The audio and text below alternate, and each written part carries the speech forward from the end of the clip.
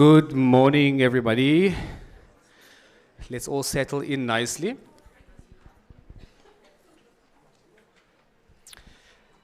This year, we want to really stick to time and make sure that we don't waste a minute of the program. Just give our colleagues a minute or so to settle in.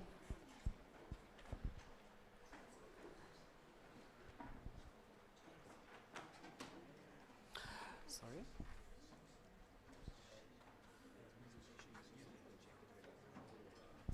That is Okay, do you want to do it now? Put on pause or? yeah, and then, but just the first slide.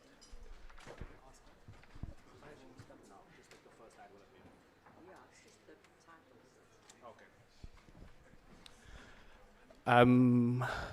Ladies and gentlemen, boys and girls, welcome to our first, event for the year, our Director Symposium, and we once again also, I just want to thank, we will do all the thanking at some point, but I think it's appropriate now to thank the CPUT, Central Peninsula University of Technology, for hosting us, and this year in Cape Town, I know that there's a lot of colleagues that were prompting and pushing and say, Sylvanus, just let's go to the Western Cape for a change. We're already inland, and we just want to be at the coast. Luckily, Kathy and her team ordered some good weather for today. Yeah, yesterday was terrible, and the day before, we were really concerned about the weather. But once again, for those of you who don't know me yet, my name is Sylvanus, welcome. And by now, I hope you are as welcome as my surname suggests. So we will really just move along quickly. I will just be doing this. I will hand over to Professor Anesh Singh, who is the Director of Institutional Advancement at the University of the Western Cape. He will be our program director throughout the 2 days, and he will run through the program with us to see just so that everybody's on the same page with regard to the program. The program was shared with everyone during the course building up towards the symposium, but he will just briefly just do with us house rules and some of the logistical arrangements afterwards and during the course of the day. So yes, ladies and gentlemen, you are welcomed, and Professor Anesh, over to you.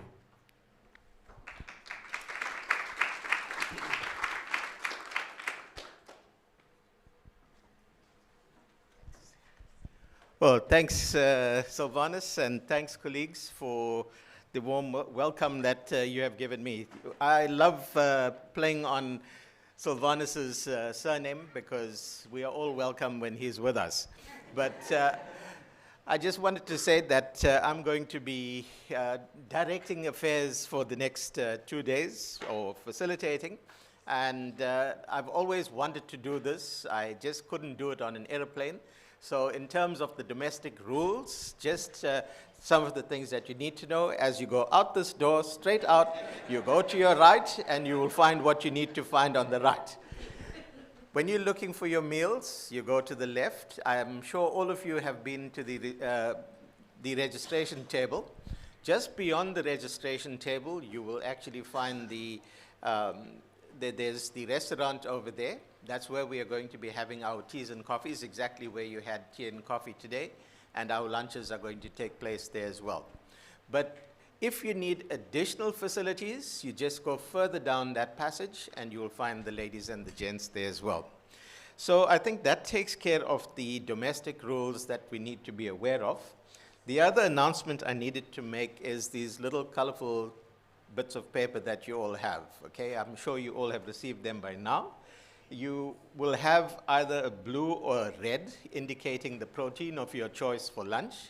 I've been asked that you place it on your table so that the waiters can see it, and they can ensure that they give you the choice that you are asking for. And then similarly, you've got yellow and green, and that's for your dessert. And it's a panna cotta and a mousse, which I have taken the liberty of making myself. So please enjoy. But once again, place those on your table so that the waiters can check, and they will be able to get you your choice for the day. I think that takes care of most of the announcements that needed to be made. But just to remind everybody that lunch will be at 12:30, and it's a 1-hour lunch break. And there is a cocktail function this evening. We'd like to start as early as possible because we have an early start tomorrow. So we want to start early and finish as early as possible so that you are in a fit state to come here early tomorrow morning. And for those of you who are not from Cape Town, the traffic is horrible. So you need to get through that traffic. So an early start is required, and you need to be fit to do that. But all of that being said, I will keep you updated as we go along through the process. And I'd like to call upon our first speaker, and that's Dr. Garth van Jensen, who is Director of Marketing and Communications at CPUT. Unfortunately, the Vice Chancellor is unavailable to give us the welcome, so Garth will take care of that.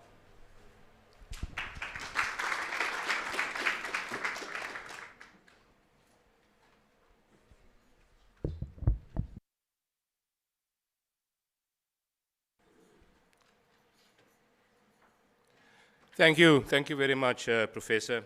On 26 May this year, Kathy wrote an email. We all know Kathy. Where's Kathy? There she is. Kathy wrote an email to our Vice Chancellor, CPUT, Professor Chris Nhlapo, requesting him or asking him if he's available to do the welcoming of this National Directors Symposium this morning. He responded within 2 hours, like he normally does, with a one-liner. I'm going to quote. He said, "I am available and I will be honored. We'll see you then." Unfortunately, he is needed somewhere else, and he has asked me to extend his warmest welcome to you all, our peers in marketing and communication in higher education. Good morning, ladies and gentlemen. My name is Garth van Jensen, and I'm a proud citizen of CPUT. Welcome to our wonderful Granger Bay campus. It is a working hotel school where everything from the service you receive today to the meal we will enjoy later, and not made by Professor Singh, would have been prepared by our students, CPUT students.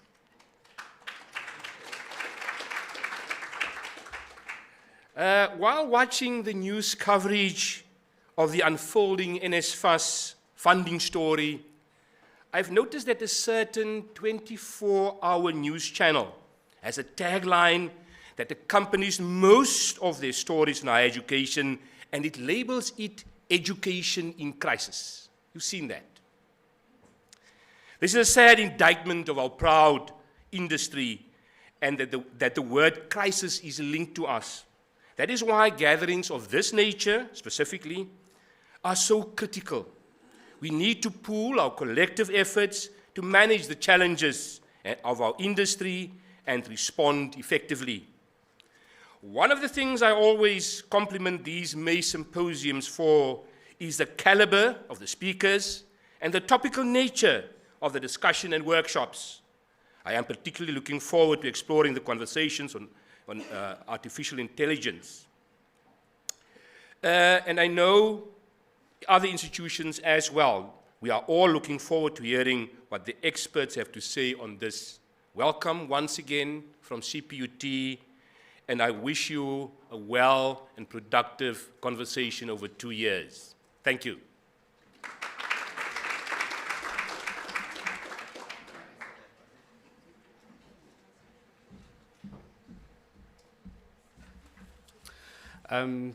Thank you, Dr. van Jensen. We really do appreciate that warm welcome you've given us. And the apology of the Vice-Chancellor is indeed noted.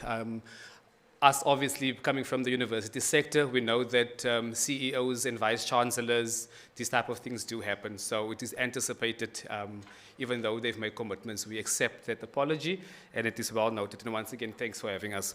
Ladies and gentlemen, without wasting any further time, I will be introducing to you a lady who actually does not need introduction. She's well known in the sector, well established. She's, you know, a fountain of knowledge when it comes to the kind of work that most of us do.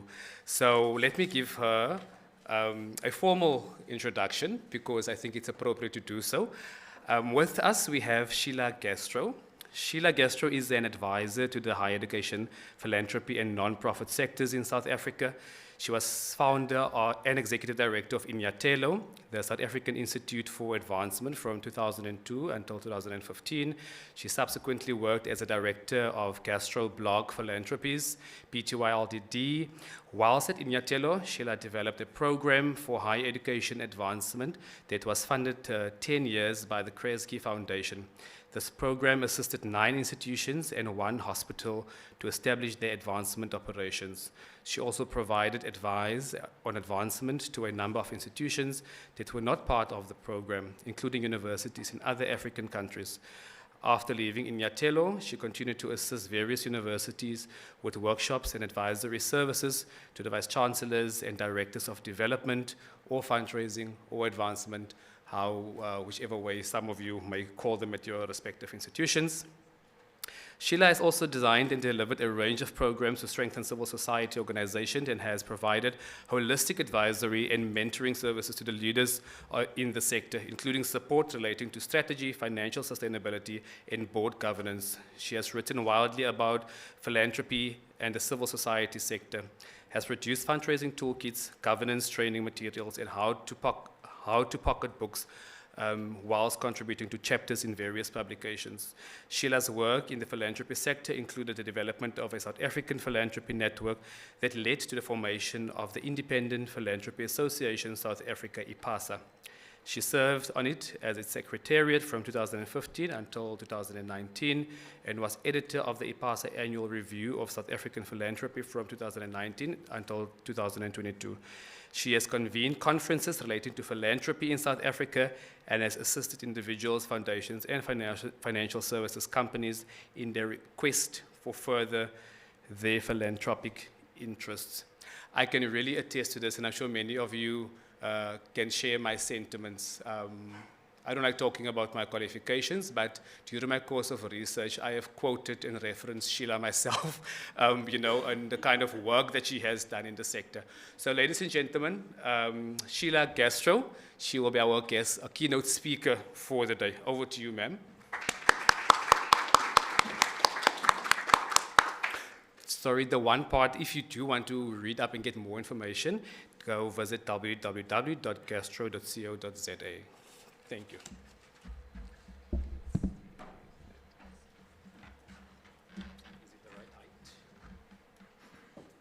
That was a good question. Is it the right height? Can you see me? Okay. So it's a great pleasure for me to be here today. I've been to Mace conferences in the past, a very long time ago, and it's good to be back. So thank you for inviting me. I'm going to talk a little bit about advancement because what I've found is people tend to think the word advancement is a euphemism for fundraising. But it's much bigger than that. And what brought me to this concept of advancement was the work I did at UCT in the late 1990s when we ran a big campaign to upgrade the upper campus. It was under the leadership of Dr. Mampela Rampele. And she wanted to leave her legacy in the actual physical plant of the university.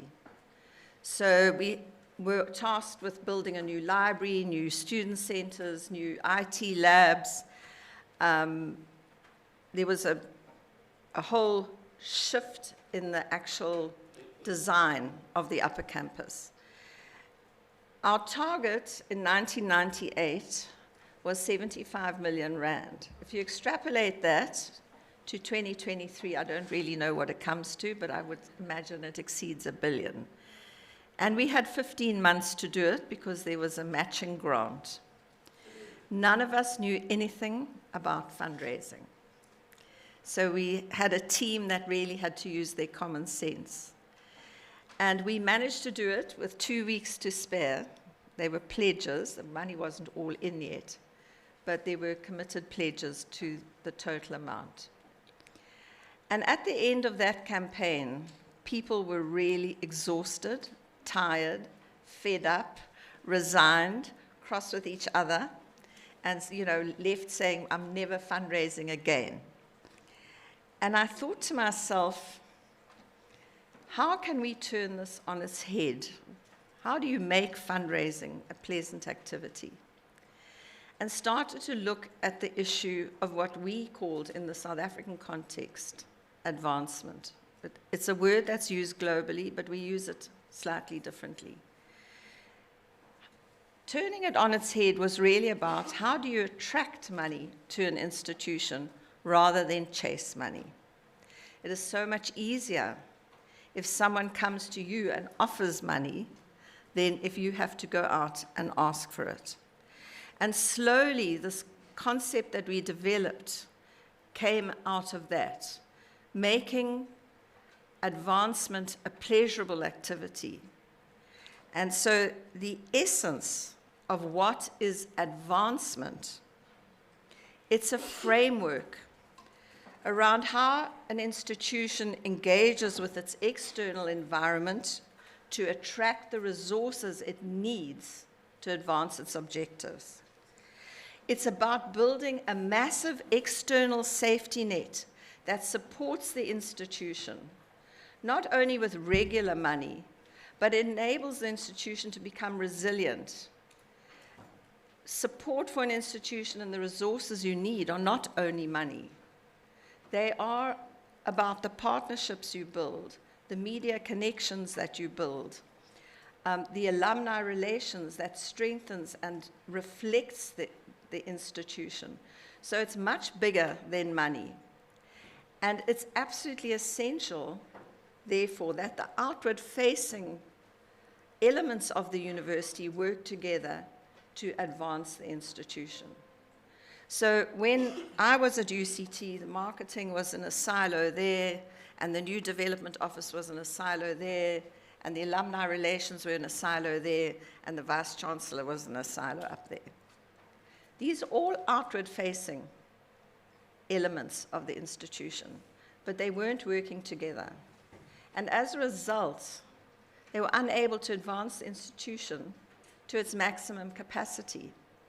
So the concept of advancement is how do you bring all these outward-facing elements to build that massive network of support to advance the institution. So an ideal structure in a university would be, it's headed by the Vice-Chancellor, there can be a DVC or an Executive Director of Advancement, and under that person you have marketing, you have the Development Office or the Fundraising Office, and you have Alumni Relations. And that connection between all of them has to operate at its maximum capacity. So, sorry, I'm just going to use a couple of... the importance of this discussion or this presentation today is how do we shift the fundraising paradigm? Because for many of us, this is fundraising, and we don't like doing it. So chasing money isn't fun. It's exhausting. And I remember the person I was working with who headed the development office at the time said to me, it's like stuffing a pipe. We have to stuff as many proposals into a pipe and hope some money comes out at the end.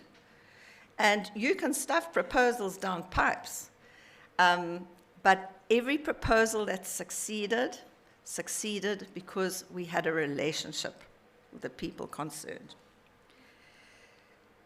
So then, what are the things you need to put in place to attract support? It's not just running around and meeting people and having relationships. Number one, you need a clarity of purpose. People have to understand what is the purpose of this institution. And I use the word purpose very deliberately, because visions and missions are corporate concepts. You don't have to ask a company what's your purpose. We all know it's to make money. But the purpose of a university, or non-profit for that matter, is not to not make money. You have a social purpose. You have a purpose in the world, and so your purpose has to be very clearly defined. Visions and missions are a tool of the corporate sector to say we're going to have more cars than anybody else, or we're going to be the top producer of this or that. That's not what a university is about. And to find and identify that purpose is very important. A university has to be dynamic, innovative. There has to be a lot of change. It needs good governance. It needs an outward-facing leadership, appropriate messaging and marketing that links the fundraising needs of the university with the voice of the university. It needs to be positioned as unique in some way, and there has to be proof of impact. And I'll talk about your alumni in particular later. So we're going to quickly look at those issues. This issue of clarity of purpose, I've worked with some institutions, and I've read their websites, I've read their founding documents, I've read their strategic plans, and there is a lot of confusion around strategy, purpose, missions, visions. But the big question is, what is the purpose of teaching, research, and outreach, which seems to be the three elements that come up over and over? Is there consensus in the university on purpose? Or do you have different people making public announcements with different ideas of purpose? Because a clarity of purpose inspires the university to move, to innovate, to be an exciting place to be. So I'm going to put up a slide.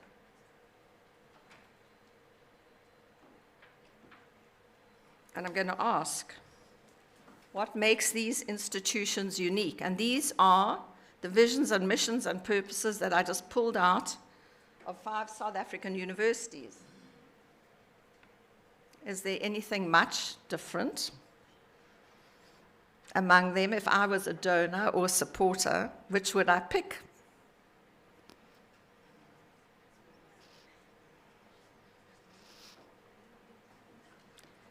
Purpose has to be very specific. It can't be waffle.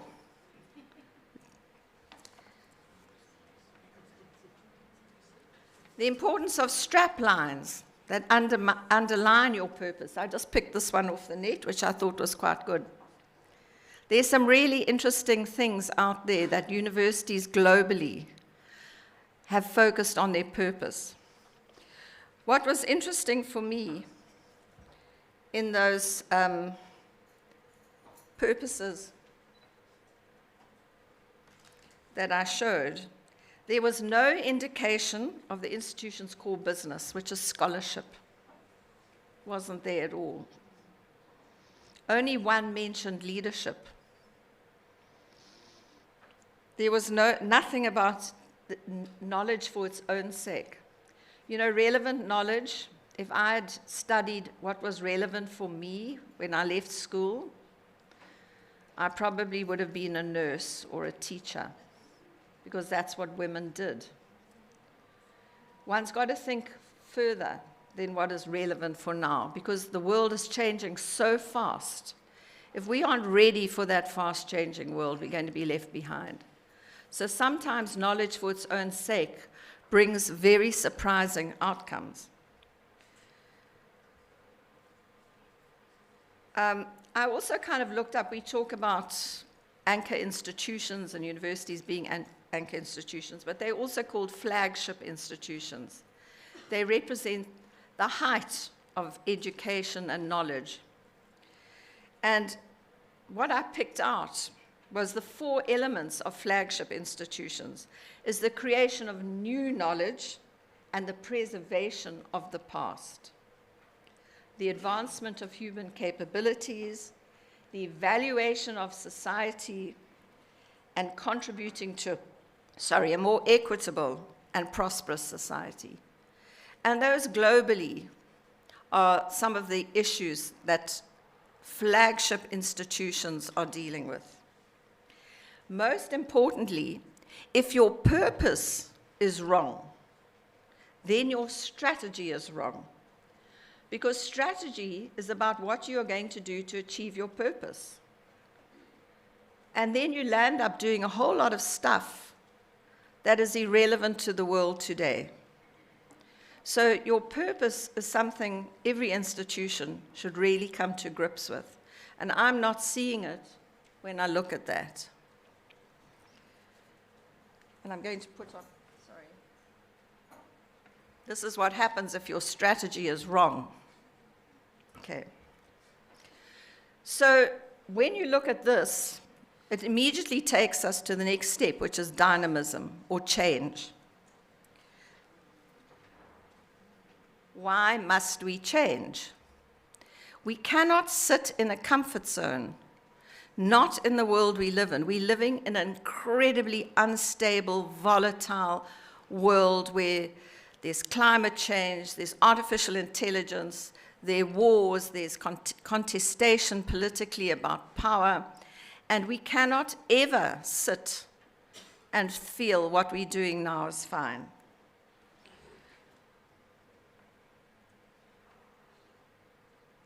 What we often feel in institutions, we become very internal looking, and we don't like change. It might affect our jobs, it might affect our salaries, it might affect our research focus.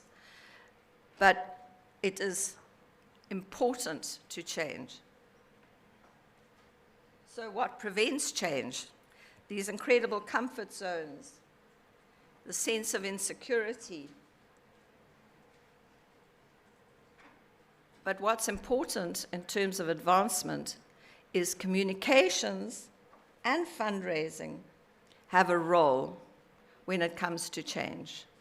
They have a role in communicating this change.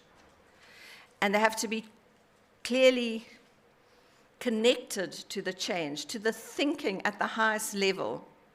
So when I say a vice-chancellor is part of advancement, that deputy vice-chancellor advancement or the executive director of advancement should be sitting in strategy sessions of the university,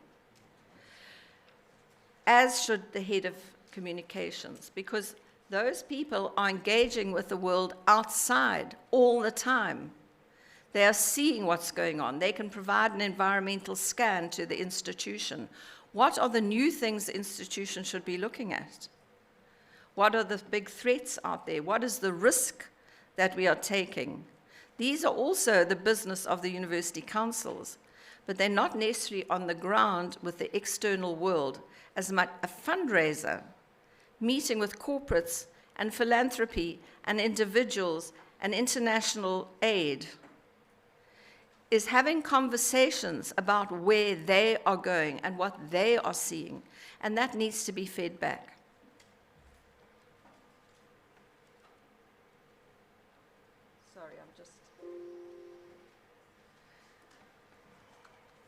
So the role of communications around dynamism or change is to assist donors and stakeholders to understand the changes. They provide information that is important to their stakeholder groups, and they need to provide ways to get the feedback. Next element that attracts the resources you need is good governance.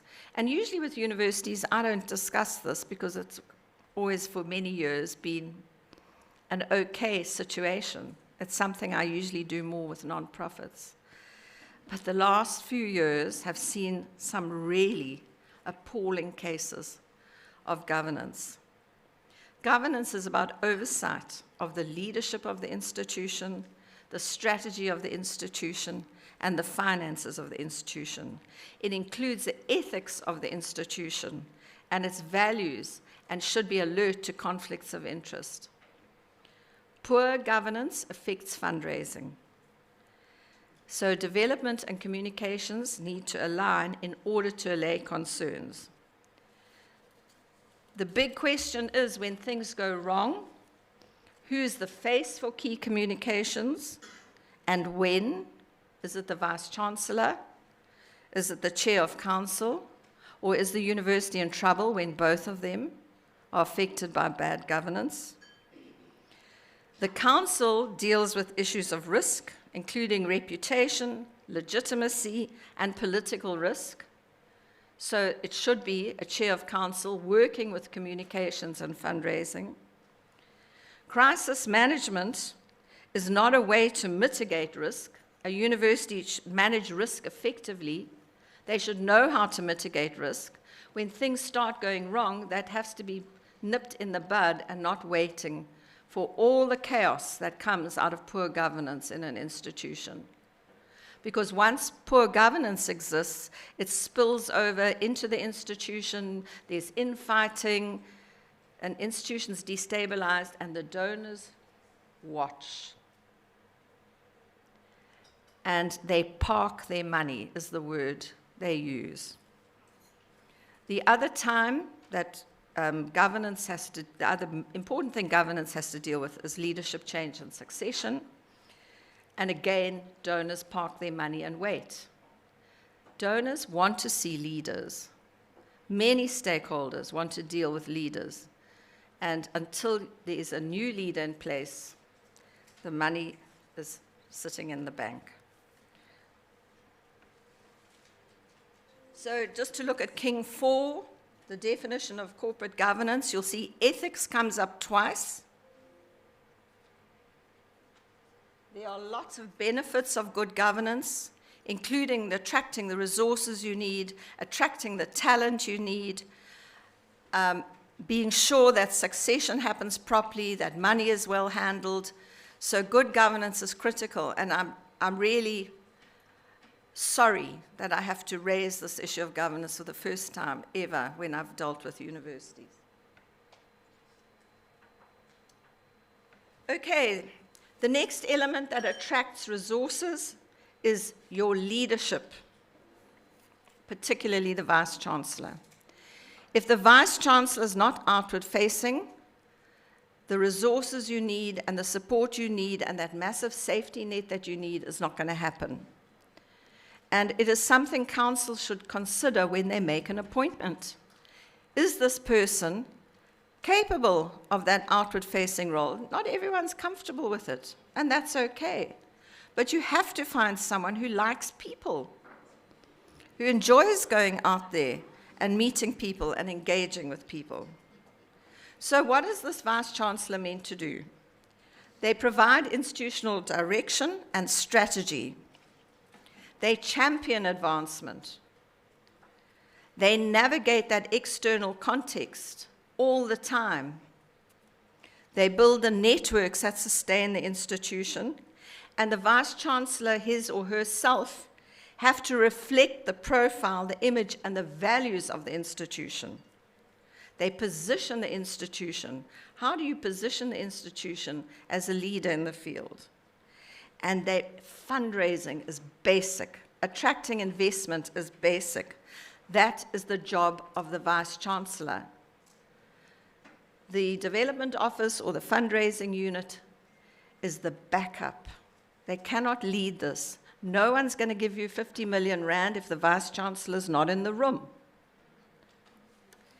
So I'm going to talk about social leadership, because social leadership is something that even the corporate sector are understanding that they need to survive. And social leadership is about how you engage with the external world. It is central to the success of the advancement operation. And this means engaging fully with all kinds of stakeholders, again, to build this massive safety net. So it's donors, it's media, it's other institutions, it's partners, it's civil society, wherever the connections are that can support the institution, this social leadership has to take place.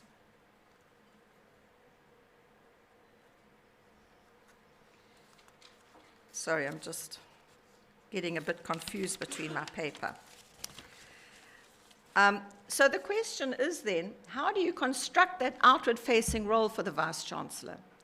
Because a lot of vice-chancellors are inward focused. They're managers. They're not always comfortable engaging with people. And so one's got to find the time for that. Some vice-chancellors need coaching, and I've done that, and it's fine. You can bring somebody in to work with the vice-chancellor, to sit with them in fundraising meetings and critique and say, look, this could have been done better or that, and did you see this? And that was done brilliantly. People can pick that up very quickly because meeting people is actually much more pleasant than trying to chase money. So the vice-chancellor, the university has to find a way of sharing that role that is generally expected now. And there, the role of marketing and communications is critical.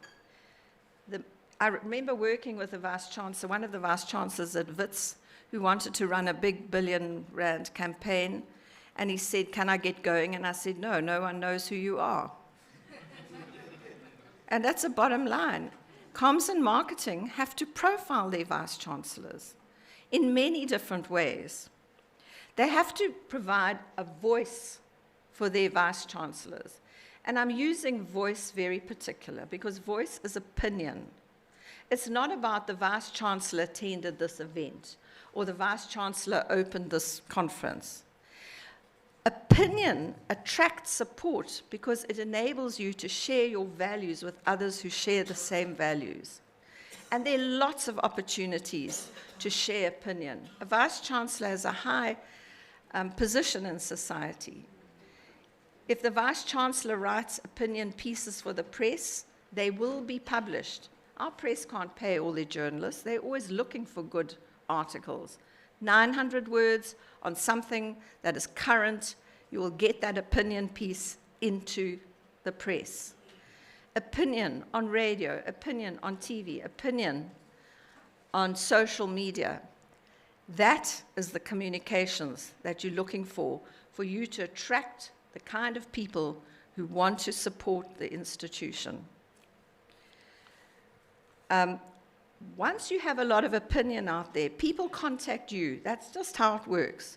People will phone, people will email, say this was really interesting, they would like a meeting. And engaging with people creates trust. So if a donor contacts you and says, I'm sorry your university burnt down, I'm interested in your opinion on how you're going to rebuild this, they will come and speak to you, and you can build trust through that. You can't run around having thousands of meetings. You have to reach people in another way, and you meet them with opinion, not necessarily just news. News is quite boring. You have to identify common ground with the world out there, but your opinion has to be based on fact. You never want to be tripped up saying, actually, you're writing nonsense. There have to be opportunities for thought leadership at conferences and things for vice-chancellors. And there has to be, and I'm sure it does happen in communications, active building of media relations. I don't know if any of you have ever had a media forum where your vice-chancellor speaks to the media and listens. It's not all about what you think. It's listening. What are they interested in the university? Communications, providing assistance with presentations and design.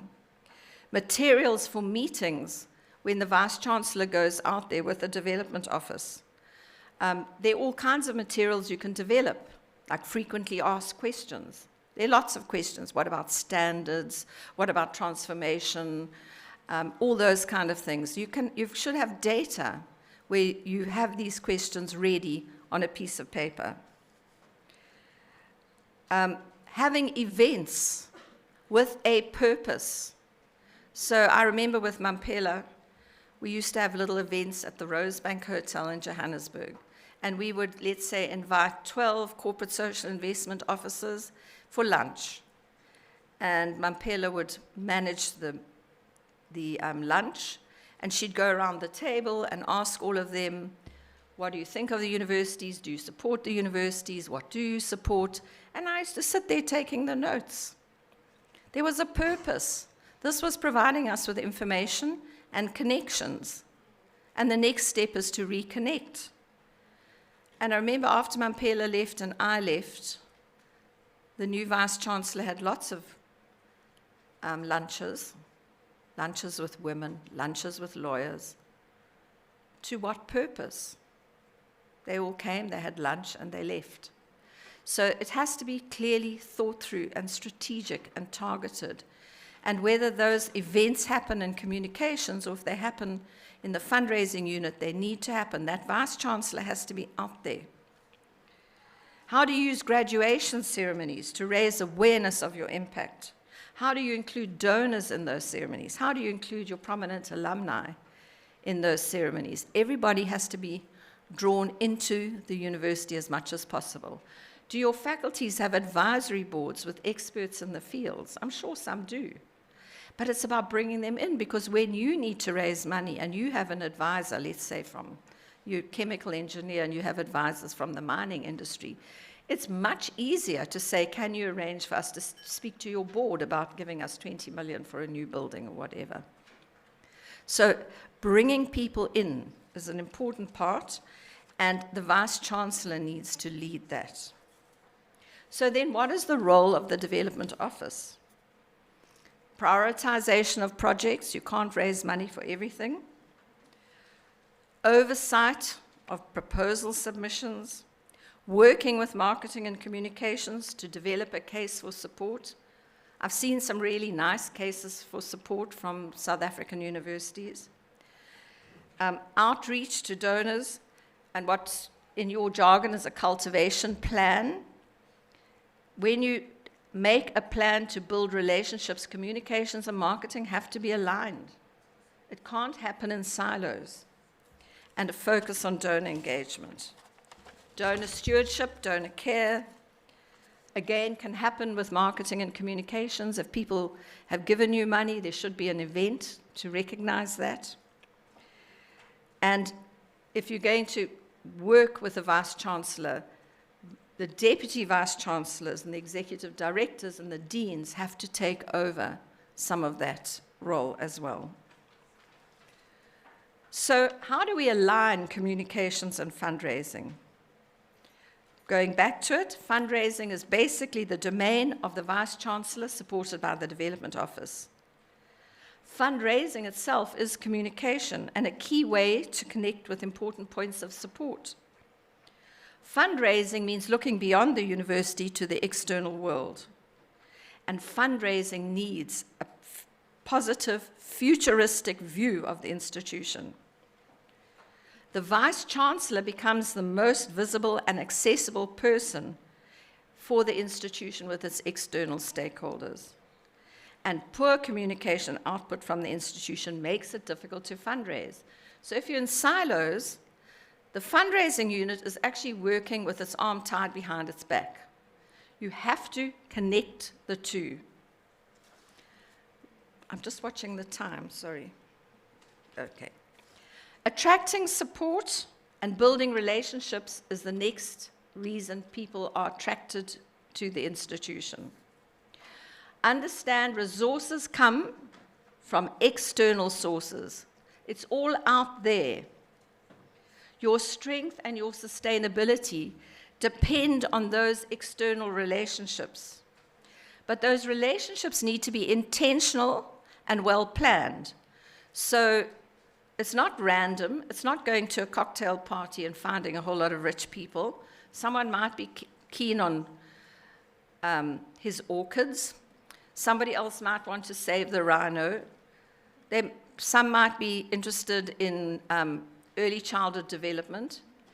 Very often you can find those connections inside an institution because you've got a huge range of things that you raise money for. But the important thing is to target exactly who you want to build relationships with. And you need to build specific plans to build relationships. So you have communications, development, alumni relations, and how you build those relationships should be a joint effort. So I'm just going to, sorry, I left this out. This is about the messaging and the voice. And I always like this very, very old advert from McGraw-Hill about relationships. I don't know who you are, I don't know your company, I don't know your product, I don't know your record, etc., so now what do you want to sell me? It doesn't happen.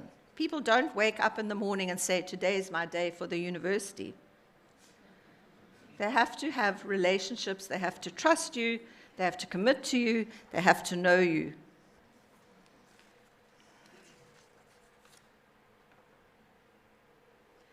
So the next thing that attracts people to an institution are your metrics.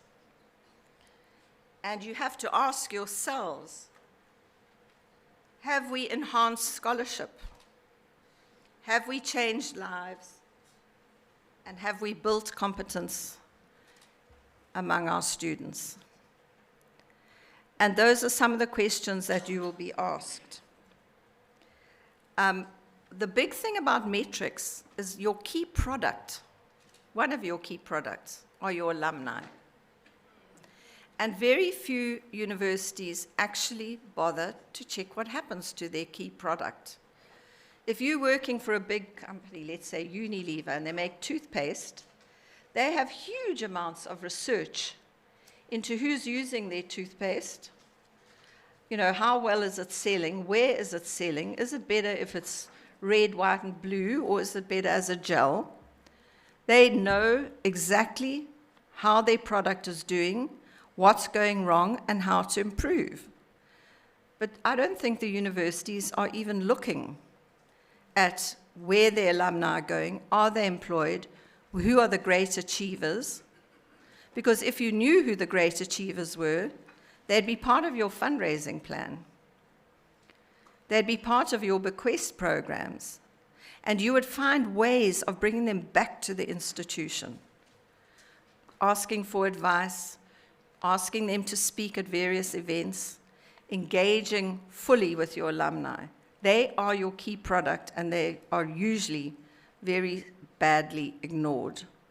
I understand universities have limited resources, but the alumni can often be the goose that lays the golden egg. So don't ignore them. So where do comms and development fit into this matrix of activity? Fundraising focuses on income based on strong relationships of trust. Communicating with donors is an ongoing activity. Strengthening relationships with the Vice-Chancellor, fundraising team, and communications is essential. And setting shared goals with communications about creating awareness and interest within the donor community is also important. Communications has internal communications, as does your development office.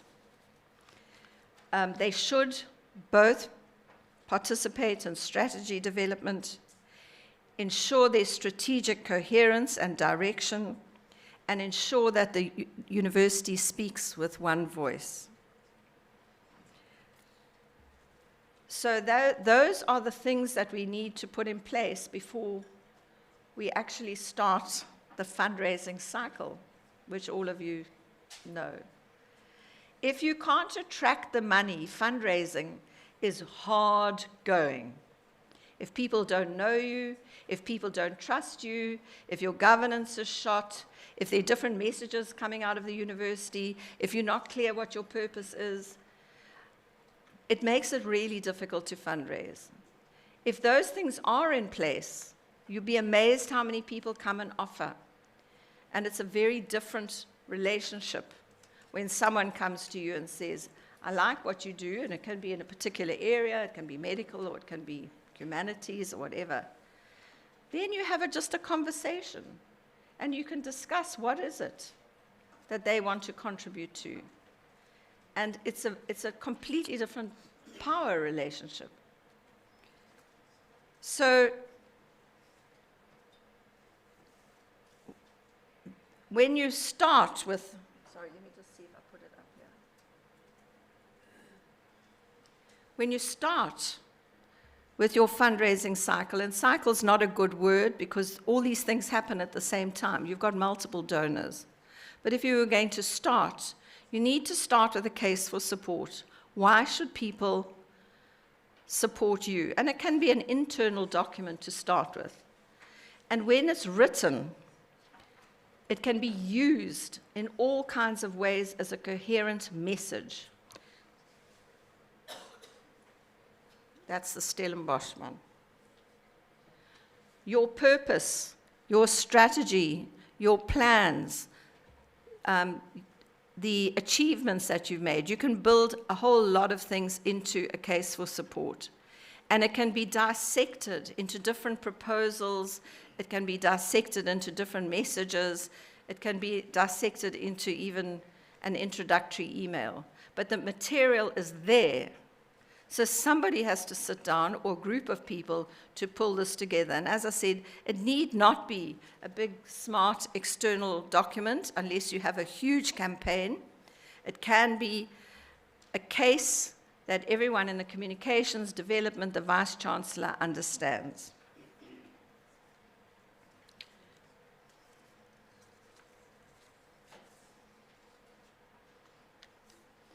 The next thing, and I don't know if people in communications know what actually happens inside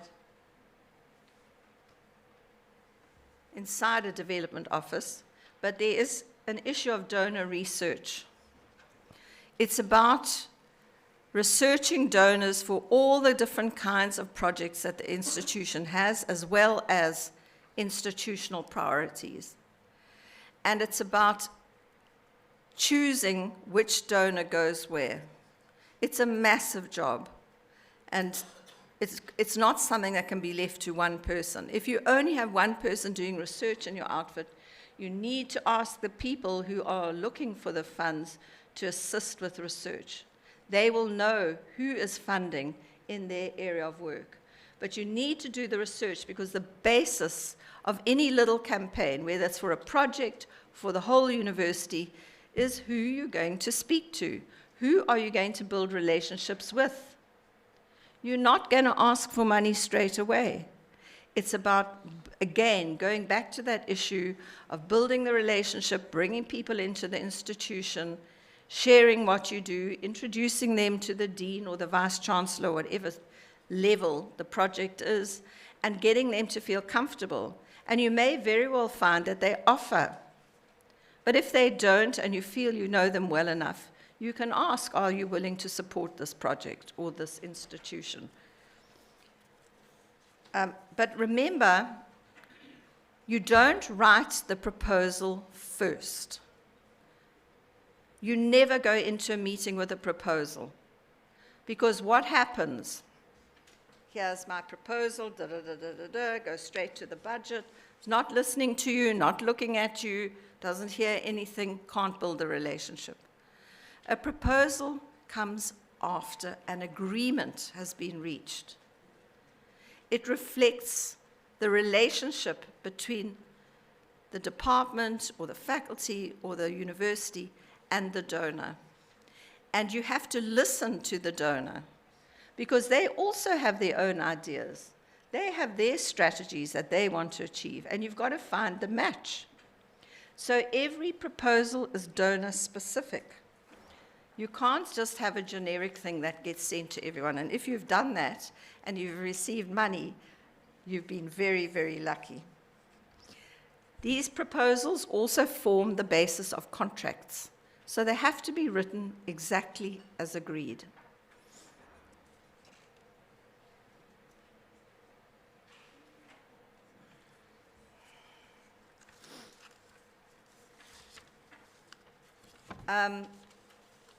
Sorry, this was part of the research.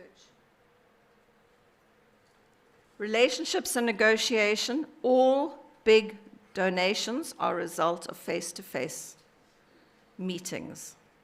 So again, that proposal, keep it under your chair until it's ready to go out. When I hear we've sent out 80 proposals for something, I know a lot of people have been very busy doing the wrong thing.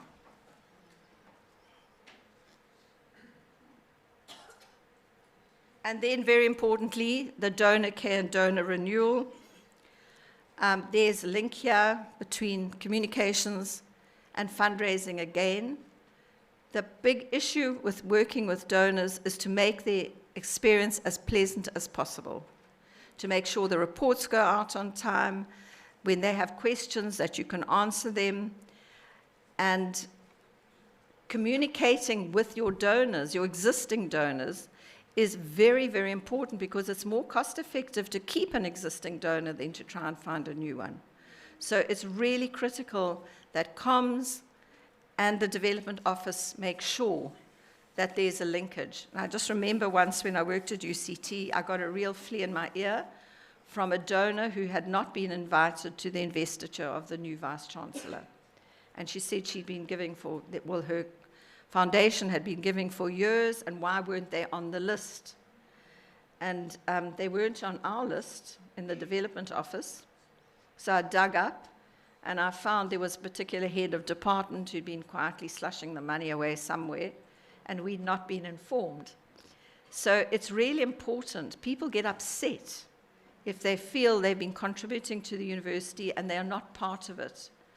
So your comms and your development office need to work together to make sure that those donors, little donors and big donors, are recognized.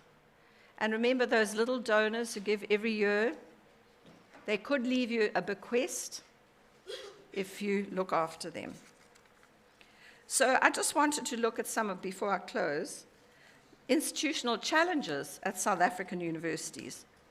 Firstly, the status of advancement. It's generally undervalued by the university executive management. It's very often not senior enough, and it has a secondary position. There are very often inappropriate reporting lines, and very often no participation in university strategy and planning. Secondly, the status of the Vice-Chancellor. Vice-Chancellors keep changing. They don't have time. Fundraising is not part of their job description. They don't understand advancement. And very often they're just keen to delegate the function to a DVC or a dean or someone else. The internal challenges are the lack of alignment with institutional strategies and plans, the lack of alignment between marketing communications and alumni relations, and the issue of a mandate for fundraising. It amazes me how universities have great expectations in terms of time and rand value, completely unrealistic expectations of what maybe an under-resourced advancement office can deliver. And sometimes they ask the advancement office to raise money for something which you cannot raise money for. And I remember I was asked to raise money for an animal house. Do you know what an animal house is? That's where they experiment on animals. It is not PC, and there was no way we could raise money for that. And I had to actually explain to some very intelligent people that this wasn't possible, and the money had to come out of the operational budget. It was not a kind of thing you can fundraise for. And you've got to be realistic about it. You cannot be told to fundraise for overheads. It's just not going to happen. So it's important to have that. That's where the Vice-Chancellor needs to lead this and to understand advancement. There are also human resource challenges. There's a small pool of skilled staff in South Africa, and there's high staff turnover. There's a need for ongoing professional development. And I'm just going to mention here that Rhodes Business School is going to be running a postgraduate diploma in advancement from next year. So if any of you are interested, you can contact them. I don't know if Andile, oh, you're here. Okay, there's Andile, wave, please. Anyone wants to do that? You can speak to Andile about professional development.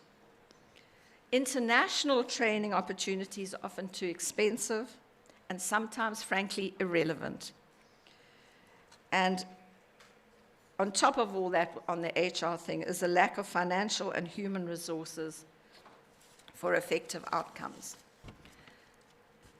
So that's my input today. I hope I've clarified what advancement is, and I'd love to see people moving out of silos to move together. So thank you.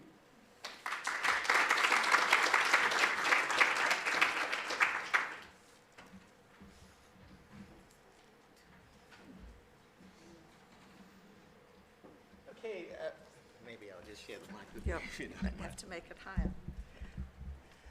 Well, colleagues, I've always read about Sheila Gastro.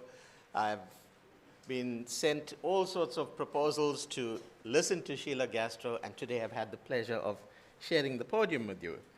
Thanks. You now have the opportunity to pose a few questions. How we will do this is that we will take 3 questions at a time so that we can manage our time, and dependent on the questions, we can see how many more we can add. So I'd like to open the floor to questions, and Sheila will then take them one at a time.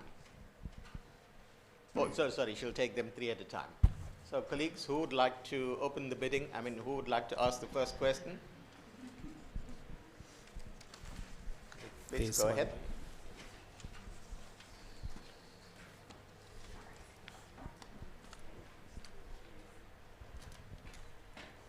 Must I ask the question now? Or where? Yes, yep. Okay.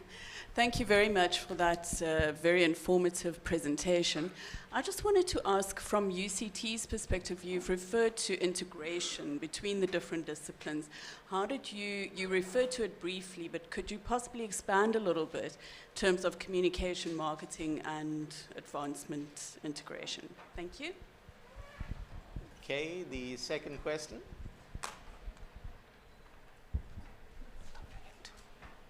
Yeah. Down here is Sylvans.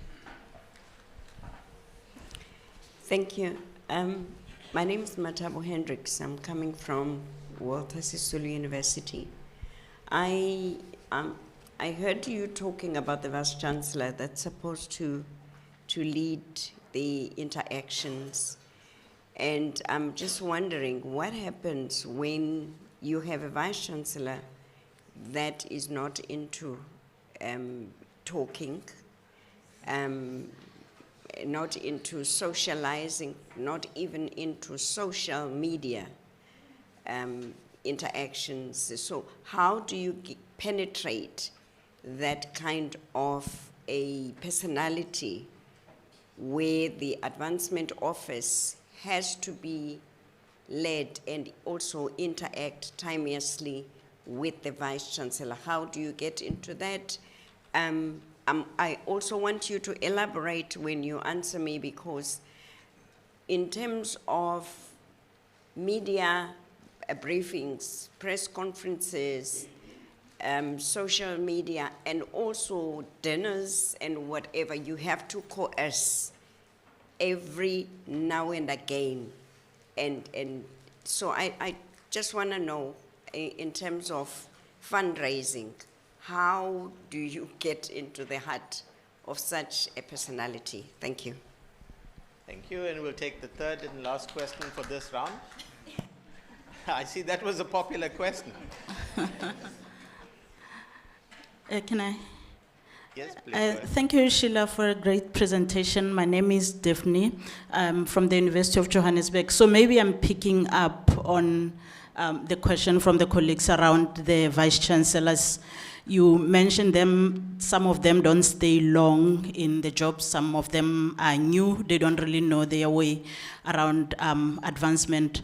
So my question to you is there any structure or support in South Africa that gets offered to the new Vice Chancellors who are assuming new terms in the office, because resource mobilization is very important component of all universities. Is there any structures? Because I know that in the US, King Baldwin Foundation used to have project like that where they will invite vice chancellor just to come and learn around advancement. Thank you. Okay, you might have to remind me of the questions. I'm going to start with the last one. You're very lucky you've had two vice chancellors who've had a lot of voice. And everybody knows who they are and what they were doing. And it was very clear where UJ was going. So you were very lucky. There is nothing in South Africa where a vice chancellor can learn this. Maybe it's something Mace should engage with the vice chancellor. What is the vice chancellor's organization called? Yes. Because I've coached vice chancellors, and honestly, some who were really unsure became really hotshot fundraisers. It doesn't take a lot, but there isn't any support in South Africa for that. What is important, though, is for the University Council, when they make an appointment, to consider the outward-facing role of an applicant and whether the applicant is suited for that, because the councils themselves don't seem to understand how important these external relationships are. It's not about finding a good manager. It's not about finding a great academic. Those things are important, but the externally facing role, which should take up 40 to 50% of their time, has to be considered when making the appointment. I don't know how you can engage with your council. I know when I headed the fundraising at UCT, I was in the council meetings and I had access to council, but it may be worth having some kind of little workshop with council members and explaining exactly what you do and what kind of VC is required to do it. For a lot of people, relationship building is intuitive, it's natural. If you like people, you're going to go out and do it. But if you have a scenario like you have, what was her name?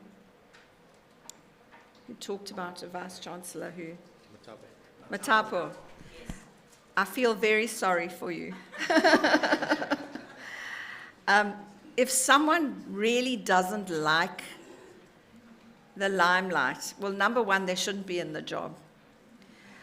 But if that's what you've got, you're going to have to find a DVC or somebody else with enough gravitas and seniority for people to build trust with the institution.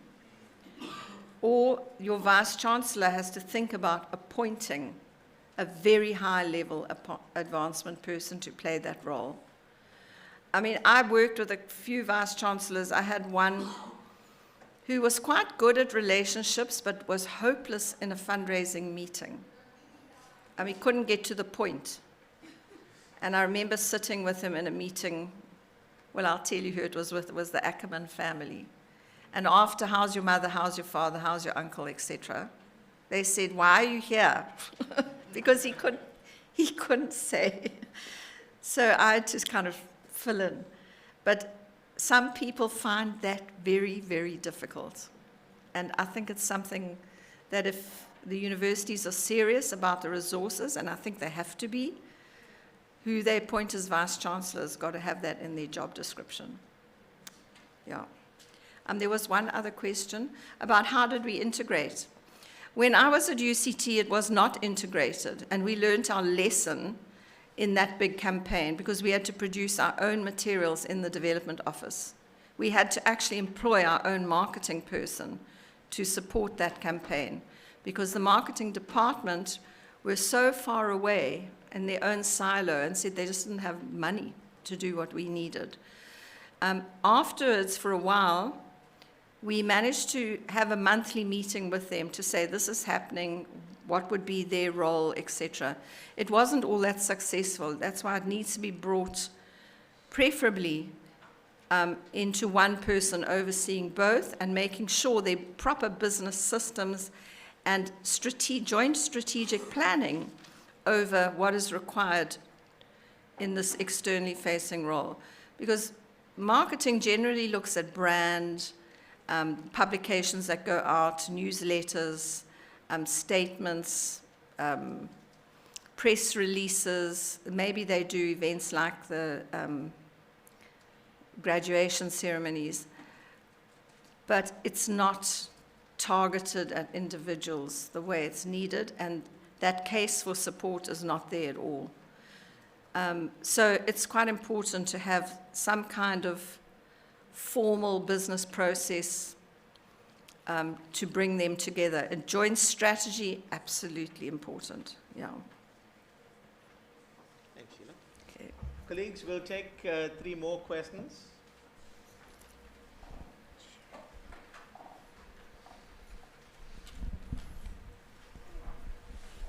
Thank you, Sheila, and good afternoon. Good afternoon already. Good afternoon to everyone. Andy Lemtojo from Rhodes University. My comment, and maybe I'll end with a question. I think one of the reasons, with help of someone like Sheila, we develop this postgraduate in advancement and resource mobilization is precisely based on some of these questions that are rising. Because at the end of the day, we need to have a community of practices that is going to be able to assist. And this room, it starts with this room.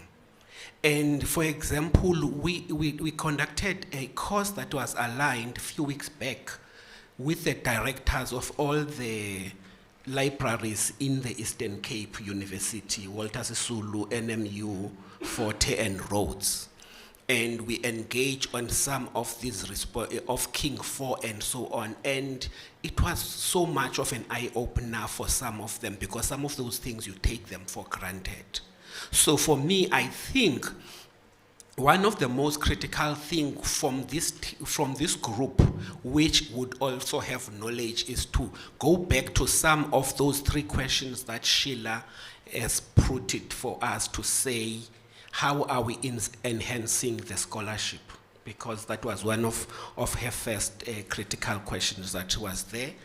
And also the second one was to say, how are we changing lives? Changing life for our bosses, the vice chancellors, and so on, so that they can be able to get those monies that we need, and more important, how we build the relationships. So I feel from my side that the opportunities are there in order to build. And now the question to you, Sheila, is to say, how can we take something like that forward to make sure that in few years' time, the questions like this that we are asking, with the help of the institution, do not arise? We have the answers for them.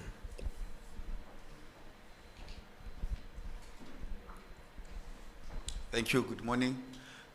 Sheila, I didn't hear you talking about the role of the Board of Trustees and the role of the, also, you spoke a little about the alumni, but do we have cases in South Africa where you see the alumni of the university taking charge of advancing their alma mater?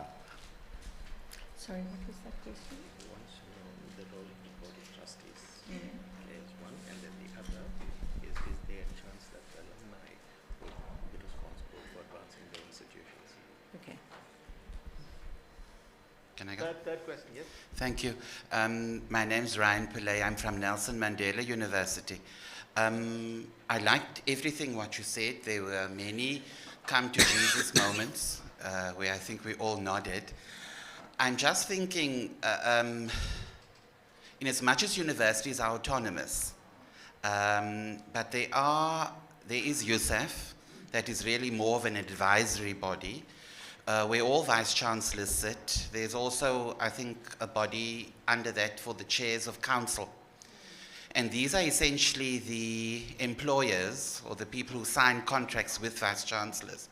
And this really is a big case for sustainability. I'm sure in some way, shape, or form it is a big KPA for a VC. So I think maybe a conversation like this or a presentation like this would be well placed with that cohort of individuals. It's a well-placed ecosystem that has to work together.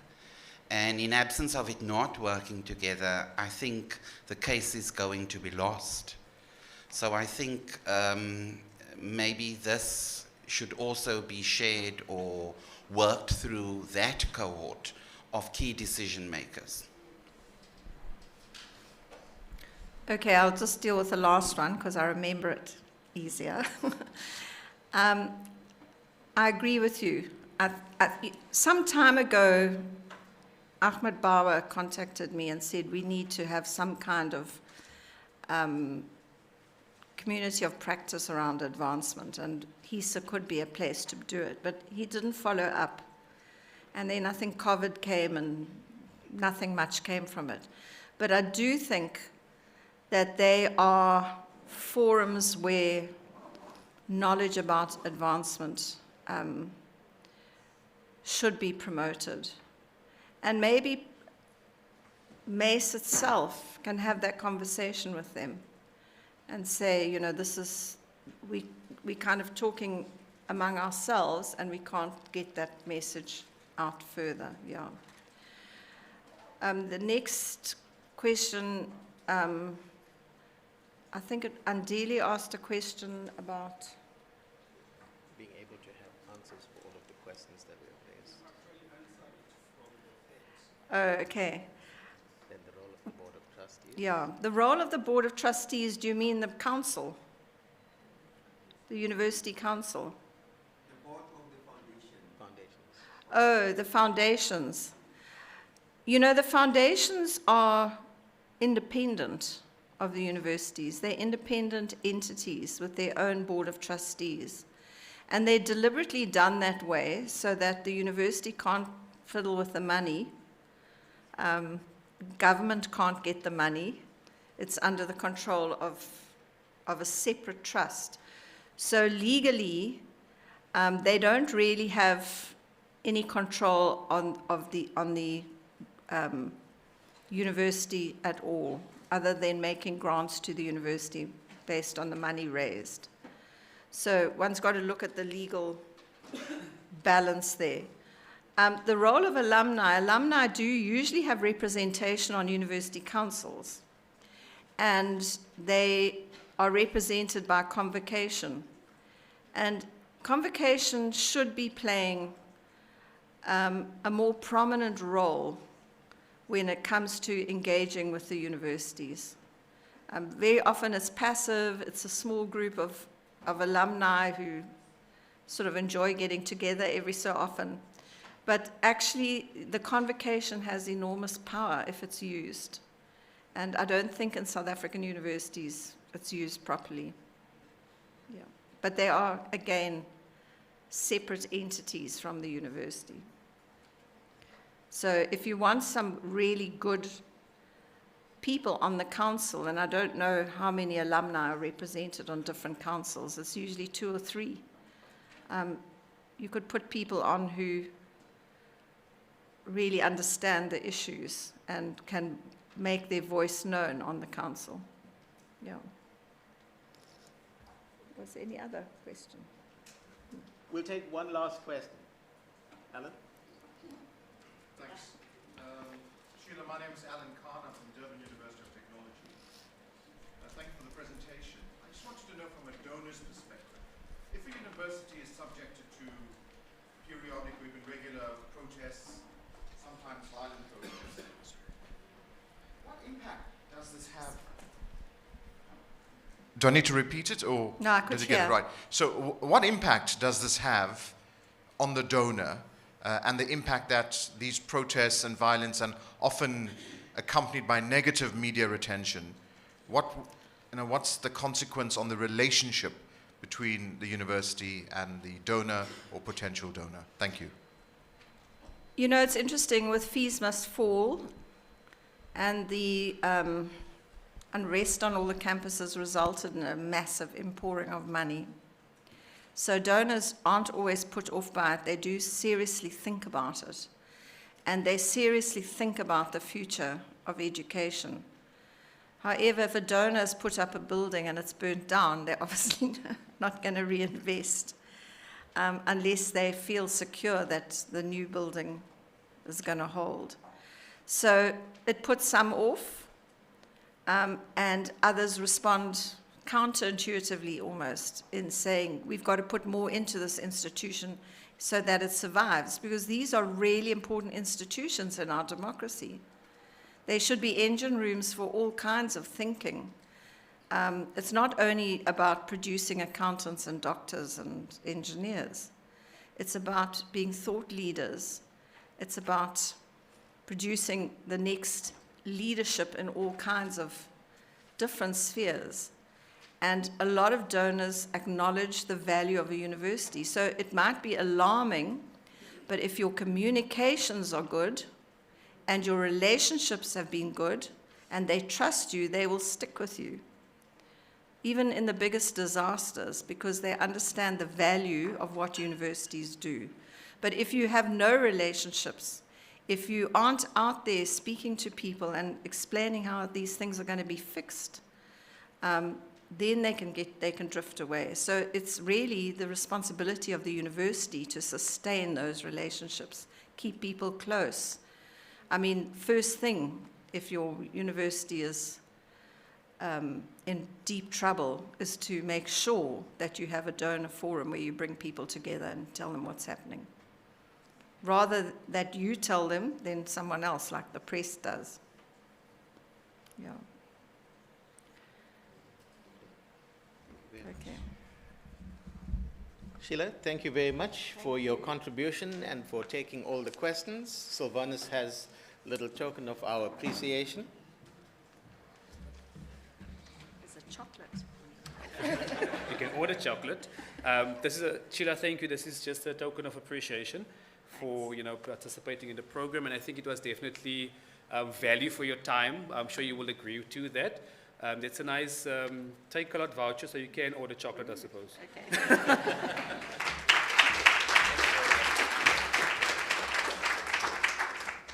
Colleagues, I think we're almost in time for lunch.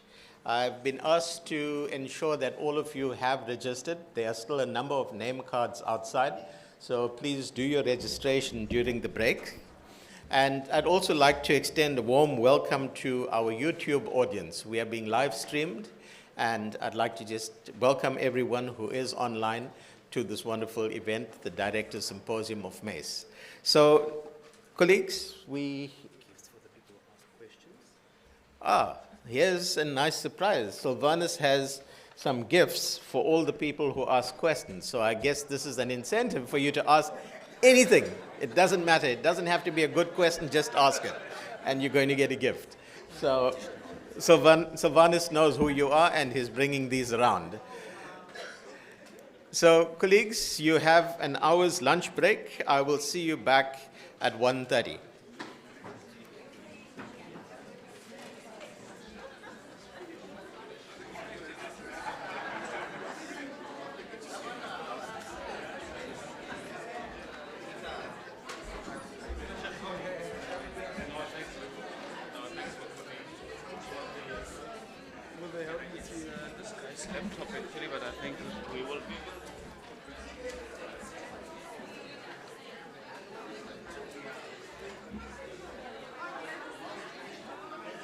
I'm chairing a meeting now at 12:30, so I'll probably join later. Just a 25 minutes.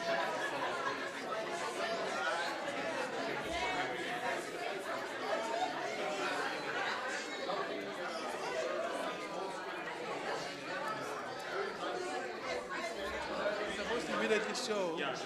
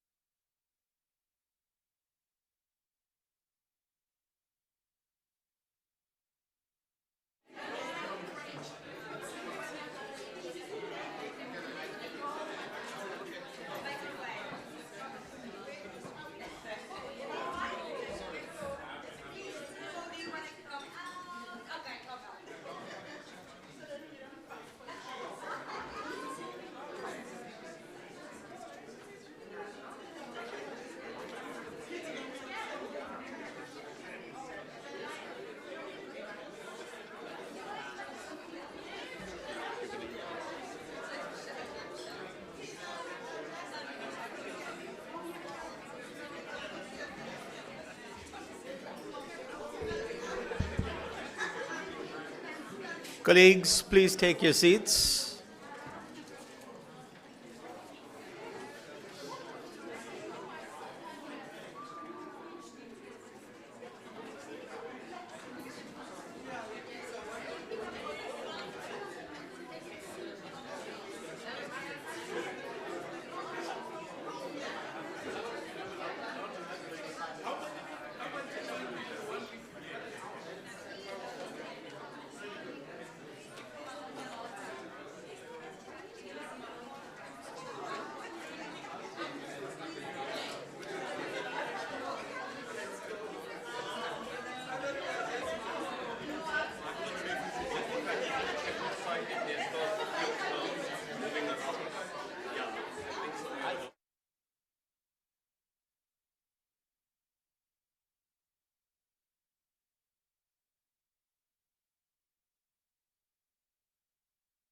Let's settle down.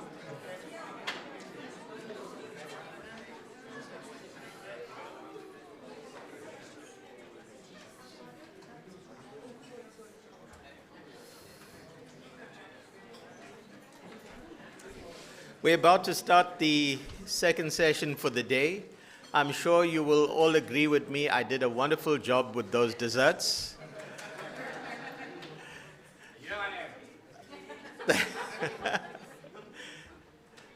I hope you've all enjoyed your lunch. It was really fantastic, and I'm really enjoying the food that we've been provided thus far. But I think more importantly is the deliberations and the discussions that we are having. And that brings us to our second session, which is going to be focusing on student leadership and governance. Very important concept to what we do as members of Mace in terms of ensuring that the student experience is one that is felt and that makes an impact, because then it impacts on the kinds of alumni we breed and then the willingness of the alumni to give back to the institutions. So without further ado, I'm going to ask Christopher Motabogi to introduce our next speaker for the second session.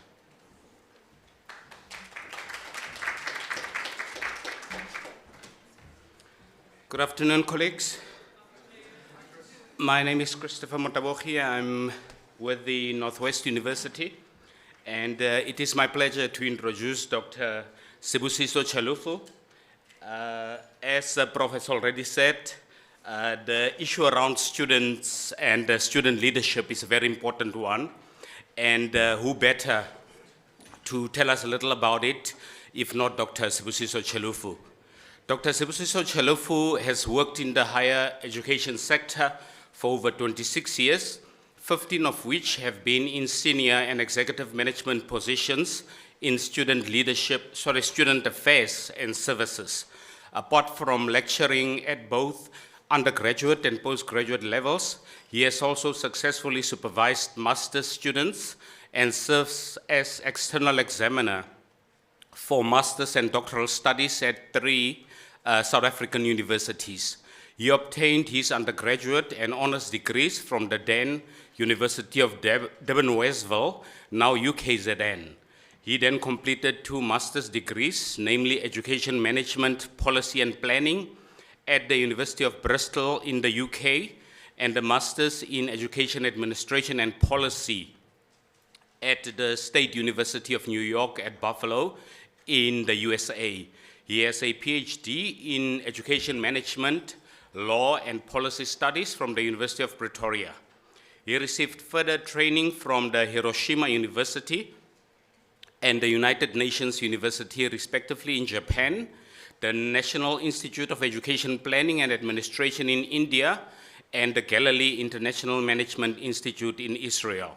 Following several stints as a student leader in South Africa, the UK, and the USA, Sibusiso started his career as a tutor and later went on to become a research assistant, lecturer, and acting head of an academic department, head of residence, head of support services division, head of department student affairs, dean of students, and executive director. He has been part of several research projects, including a project led by Professor Tony Bush from the then University of Warwick, UK, and a project led by Professor Jonathan Johnson, the then Dean of the University of Pretoria. The latter project resulted in his book on mergers in higher education in Africa. Mergers in higher education, lessons learned in transitional contexts, where Dr. Chilufu contributed a chapter. He has also contributed a chapter in the 2018 book, The Struggle for #Fees Must Fall, We Are No Longer at Ease, and an article on student governance and engagement for student success in the CHE's Kagisano number 12, 2020 journal. Recently, he co-authored an article which was published in the Journal of Student Affairs in Africa in 2022 and has, in collaboration with colleagues in the sub-sector, contributed a chapter in the 2023 upcoming book called New Directions for Student Services Towards Professionalization of Student Affairs Across the Globe. Dr. Chilufu is the president of the South African Association of Senior Student Affairs Professionals, SASAP, and serves as the Institutional Networking Coordinator at Bayun Hub, an international non-profit social enterprise which works as a teaching tool and a partnership to guide communities through increasing layers of ability to analyze dynamic problems and find solutions that work within local circumstances. He is also the Deputy Chairperson of the Central Application Office Board and serves on the University of South Africa USAF Transformation Strategy Group. Leadership, over to you. Thank you. With a round of applause, please.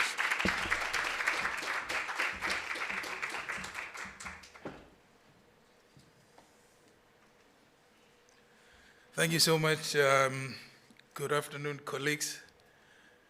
Dumelang Sanbonan Molweni. It's really an honor and a privilege for me to be here. I must say it's also good to see some old faces. Not that people are old, but you know, although we're not getting any younger. I worked here at CPUT a few years ago, so it feels like home. It's really been. I must thank the colleagues who extended the invitation for me, Mr. Chris and our own Mr. Louis Jacobs from Northwest University. When I got the invite, I wasn't too sure why they will invite me to come and speak at this August symposium. Maybe before I go further, I must just make a confession. I know it's not a Sunday, but I must confess, I've been in higher education for almost 3 decades, but I knew nothing about Mace. I know. So I thought about it. I said, it's possibly 3 things. 1, my own ignorance. I'm very ignorant about a whole lot of things, sometimes deliberately so. 2, it could be the fractured nature of how we work, the silo mentality of our work, where we do a whole lot of good things, but nobody knows about that. And thirdly, it could be perhaps the complexity of the institutions where we work. So when I thought about coming here, yeah, maybe it's my own ignorance. And if I asked most of you, do you know anything about SASAP? You probably don't.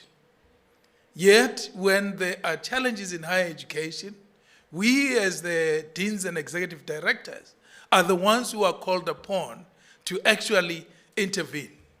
I remember vividly in Pretoria, where students started fighting and chairs were flying around.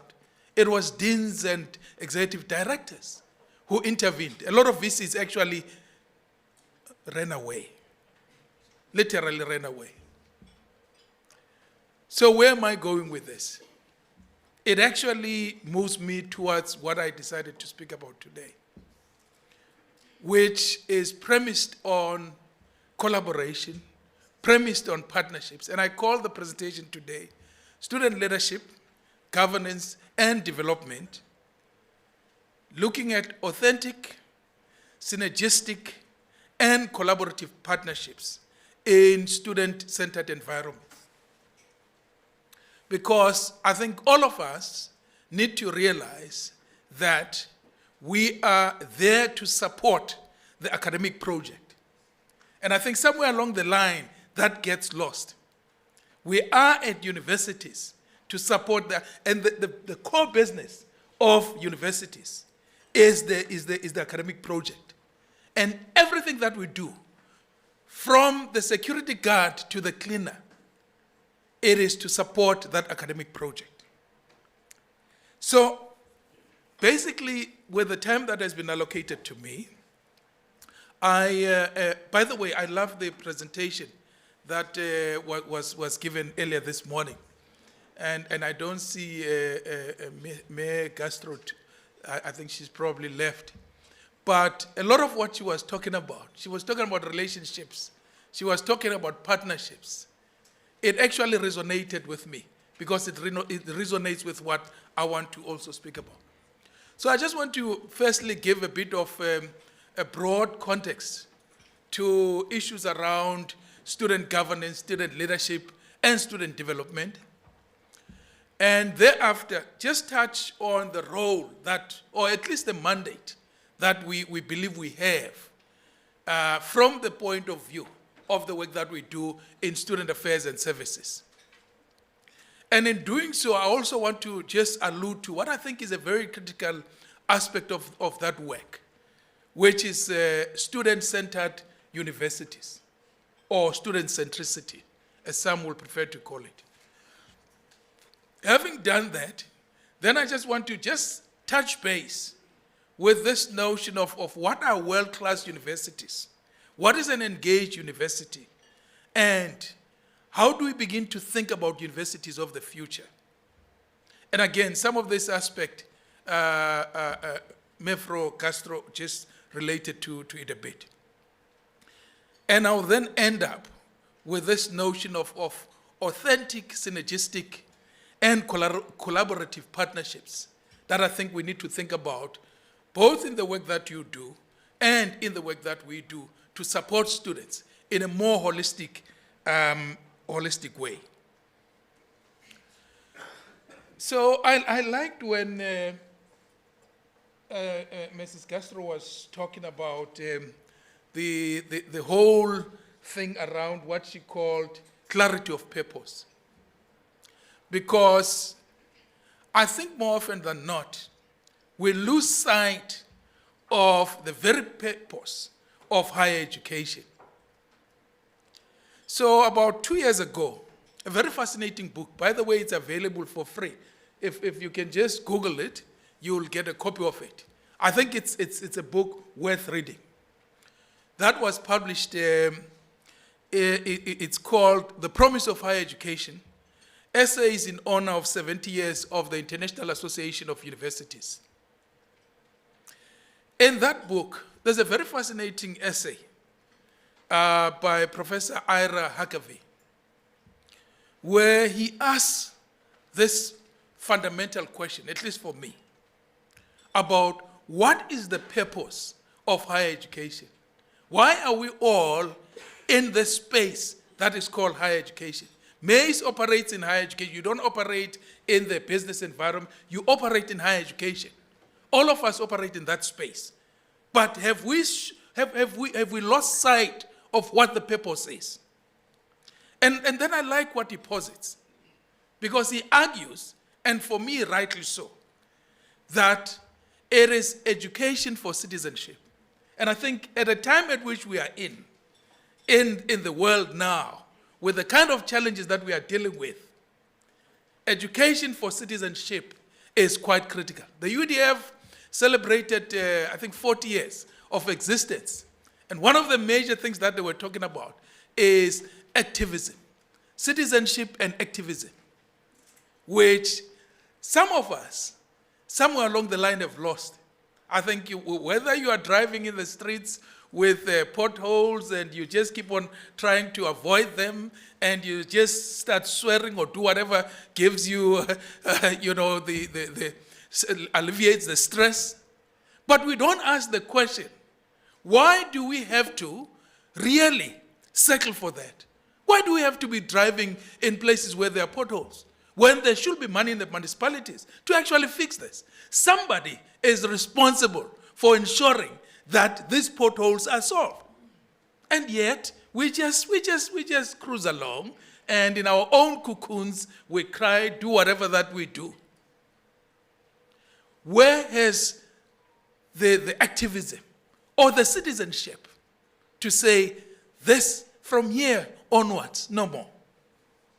And if we are not able to do that, how can we even expect the very young people that we are teaching, that we are developing in our institutions, to do anything better? Instead, we will end up with a situation where we think, actually, most of us are beginning to think like that. You think about load shedding and you say, no, but at least we still get lights for certain hours. If you look at other countries, it's even worse. Have our standards gone that low that we measure ourselves against the West? And when we look at the West, we say, hey, at least there's still a road. You know, there are potholes, but at least there's still a road where we're driving. That's nonsense, as far as I'm concerned. So IRA argues that when we're thinking about the purpose of higher education, we should be educating young people who are able, who are ethical, who are empathetic, who are engaged, and for effective democratic citizenship of a democratic society. Of course, there's issues around ethics. Of course, there's issues around disengagement. And this is where I think we begin to lose the plot. But he goes further than that, which I think for me is quite critical. It's about addressing societal challenges. It's interesting now at our universities. Yes, we pursue knowledge. Yes, we educate the young people. In the context of the challenges that we deal with, then you ask yourself, what is the use of this knowledge if it cannot resolve or at least begin to solve some of the societal challenges? So our Vice Chancellor, who works in the nuclear energy space, has been saying to all of us, how do we begin to make a contribution with all the knowledge that exists in our institution to change the course of and the direction of our country? How do we have municipalities that year in and year out have got qualified audits, yet we have departments that should actually be working with them? So to what extent is our very nature of existence making a contribution and dealing with societal challenges? And I agree with the notion of knowledge for its own sake. But if we have knowledge and if we have a system that cannot even begin to deal with the very same challenges that you and I deal with, when the environment the environmental degradation is going as far as it's going, and there's nothing that you and I can do, then for me, this whole notion of the purpose of higher education becomes problematic. So what IRA argues is that what is central to this purpose is about the knowledge that is needed to change the world for the better. In other words, higher education, this whole notion of higher education for public good. And I think if we can get this into our thoughts and in our minds around, or maybe just go back to thinking about the contributions that we should be making, the contributions that higher education is supposed to be making, and then zoom down to say, what role can we be playing in that whole system to make the changes that are required in that ecosystem, as people normally say. I don't think I want to bore you with too much about context, because I think all of us, especially all of you working in the space that you do understand that when we're thinking about the context of higher education, at one level, of course, we need to be thinking about the global context, because everything that is happening has got an effect on what happens in our own institutions. But I think at some point, and I think this is where, for me, we, especially as a country, we don't do much to think about the continent, the continental context. And more often than not, as South Africans, there's some arrogance that we have that sometimes, and I mean, you can deny it, sometimes we behave as though we are not based in the African continent. And when we speak about the African continent, it's as though we talk about something that is out there. We don't belong there, or we're not part of it, because we are better than everybody. That context for me is quite critical, because what happens in Zimbabwe with the elections now affects all of us.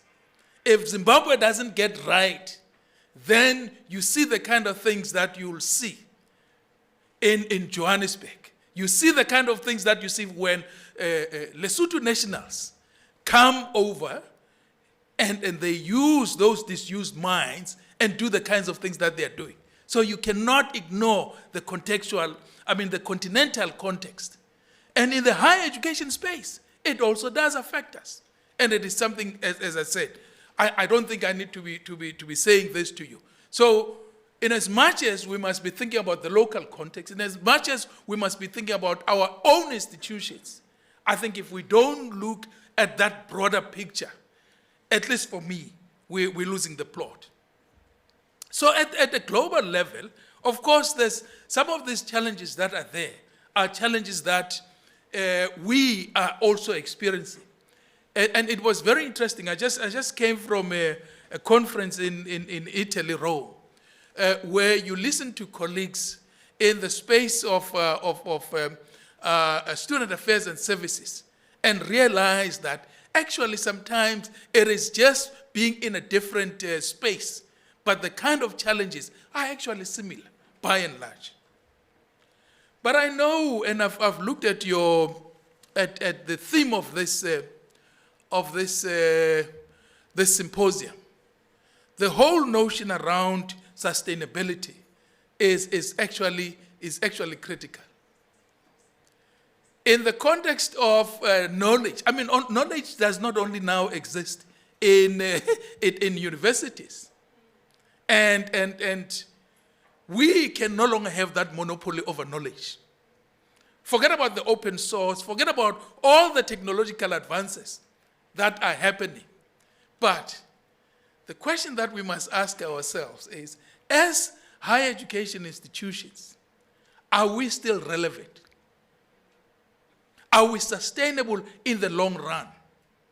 Are we able to still say that what this which we are providing or selling is actually still worth it? You can't get it anywhere else.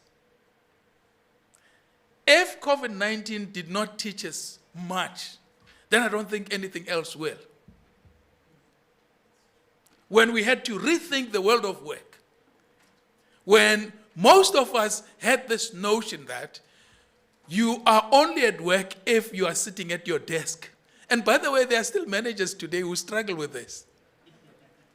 There are managers who struggle with this. If I wake up at 6 o'clock, Louis, and I start working in my bedroom or wherever that I work, and sometimes you don't even have the chance to have lunch or even breakfast. It's about the work and the productivity. It's not about you sitting in an office somewhere. Interesting enough, we were having a meeting last night with some crisis.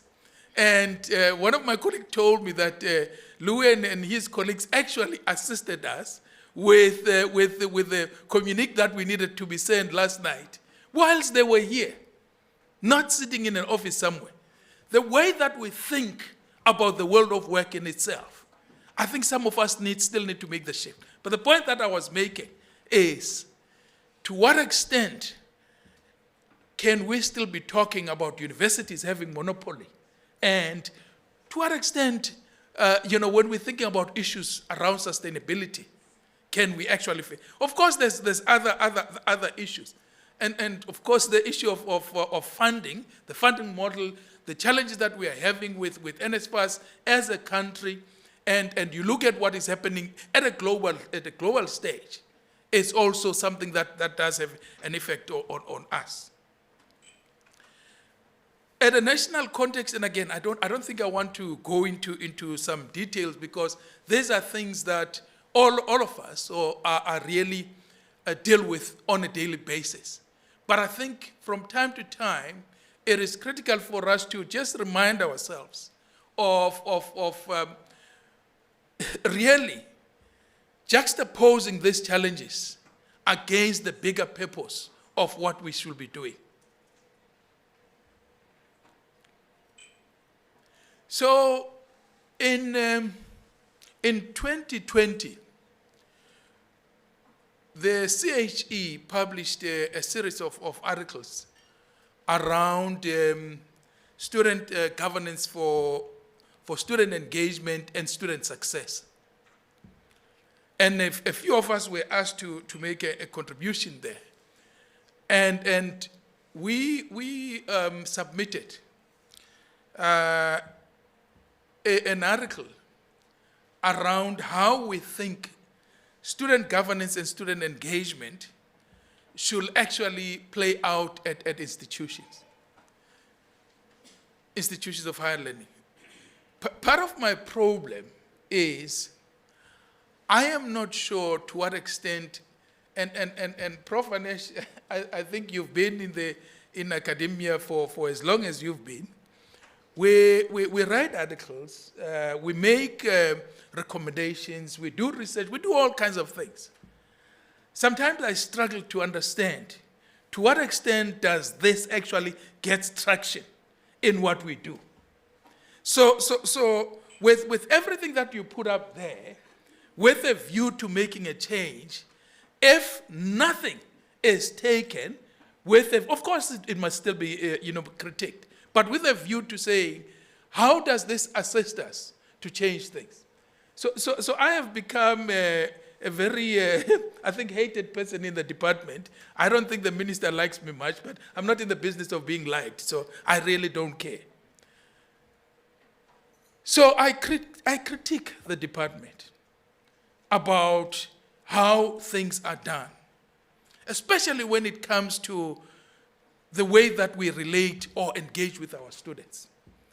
And my argument, before writing this article, I wrote a different one around, and I was also I criticized Professor Adam Habib, and I say, I don't think this is how we should be engaging with young people. I don't think that when we end up with a situation like this, where last night, the students at University of KwaZulu-Natal in Pietermaritzburg actually burned an examination hall. Of course, there's lots of complications around that. I worked at the University of KwaZulu-Natal. I was supposed to be dead somewhere because they burned the place where I was sleeping one night. So I know and understand that context. But I think that somewhere along the line, surely we should be doing things differently. Surely there's much that we should have learned all these years in terms of how we deal with these young people, in terms of how we engage with these young people, in terms of how we proactively actually avoid getting into situations like this. And my problem is, you can write articles, you can say things, but I don't think that we're getting anywhere. And all of us in our little corners, as a matter of fact, it's like in our own little cocoons. We just keep on crying slowly, lightly and lightly, but there's nothing that, at least from where I'm standing, we are doing as a country to really deal with these things. And this is where, for me, I think that the power of collaboration and the power of partnership, and I've seen a lot of value in what colleagues who work in the space that you work in can actually make. But I want to argue, I don't think that you are doing enough. I want to challenge you today and say, I think that there's a bit more that we can do as a collective. Hence, I chose the title that I chose. The whole thing around corruption, maybe the less said about that, the better. If you haven't read Jonathan's book, get yourself a copy, because I think that we have deeper challenges in our institutions. This is just the tip of the iceberg that he exposes here. There's a little bit more.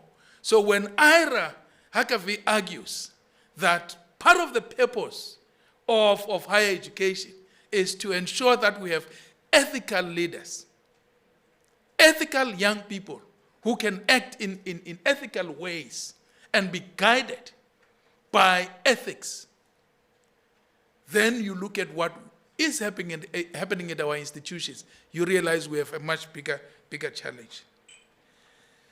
So I just want to share with you just briefly, and I won't go into some details because I'm more interested. Maybe tell me when I have even 10. Yeah, because I don't want to use all the time that I have. I'll rather have more of the interaction. So I want to argue, and I've already indicated that, we see our role as student affairs and services practitioners as not only contributing to this academic project, but we see ourselves as making a much bigger contribution to the holistic development of students.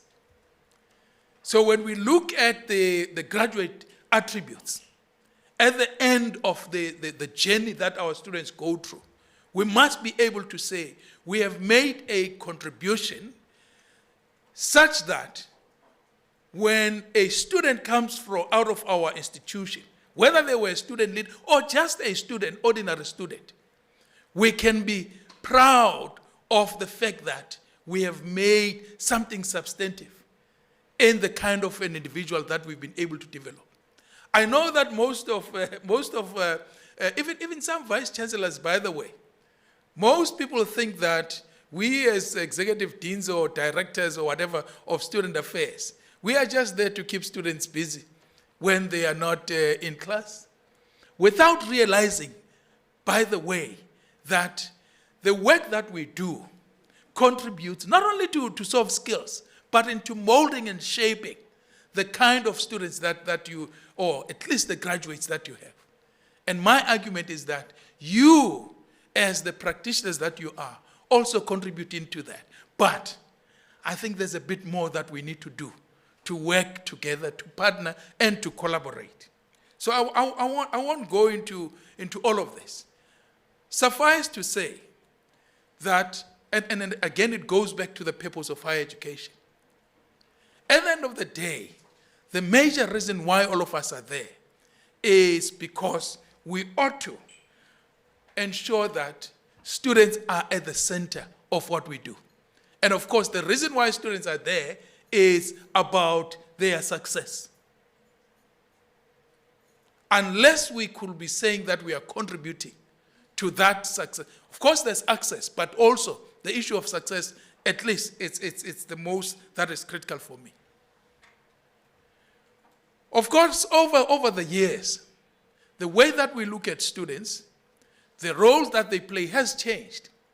But I don't think that for all of us, the manner in which we operate, actually, the manner in which we relate with students, the manner in which we engage with students, we have that understanding of that changing role that I'm talking about. Even when we talk at a rhetorical level around student-centered approaches, I think a lot of what we do actually militates against that. It actually militates against that. And my argument is, I think there's a much bigger role that you can make, or contribution that you can make to shaping and molding how I think things pan out the way that we operate within the institutions. There's a very interesting project being led by Dr. Wall from the University of the Free State, VPA, which talks about student-centered institutions. Again, this is readily available at the USAF website, and if you can at least get to engage with it. And I'll tell you why. Because for me, the work that you do, if it is anchored around this student centricity, and by the way, we have a project at our university, and we made the same mistake. We had everybody around the table looking at student centricity. Until later, I'm the champion of that. I've asked our executive directors, but we don't have colleagues from our corporate marketing and advancement department. And how can we be talking about student centricity when we don't have a critical cog in that machinery? I won't, as I said, I won't go into details of this, but what it speaks to is that interconnectedness in terms of supporting our students, in terms of ensuring that students are at the center of what we do. And I think for a while I've decried, I don't know about you as Mace, but for us who work in student support, we've struggled a bit with what I call a false dichotomy between those who work in support services and those who work as academics. And with that, then you have, I don't understand how you can even begin to think around effectiveness in supporting students if we don't understand that there's a critical intersection between the work that the lecturer does and the work that all of us who are in support services do. And if you are preoccupied with saying, no, but we are the core business, and then I think, okay, and we are there. And it just doesn't make sense. It just doesn't make sense. So that interconnectedness that work speaks about, at least for me, it speaks to the relationship that we should be having between ourselves who work in student affairs and services and the work that you yourselves do. I do, just to give you a sense of what we do in student affairs and just trying again to make those connections. Because unless we realize that, as I was saying in the beginning, yes, there's a local context, but that context must also be influenced by what is happening at a global level. It must be influenced by, if in the work that we do, we are not thinking about the sustainable development goals. And I know the issue around rankings, and I think what what Rhodes University has done to say, we don't want to play in this space, we don't care about rankings, is something that we all of us still need to think about. I'm not saying that's where we should be going. Rankings are important, and I like the fact that now rankings look at the extent to which universities are dealing with the sustainable development goals. But if all of us are not contributing to Agenda 2030, or at least our actions and activities are aimed at contributing to that, again, I go to Professor Ira. What is the purpose of higher education?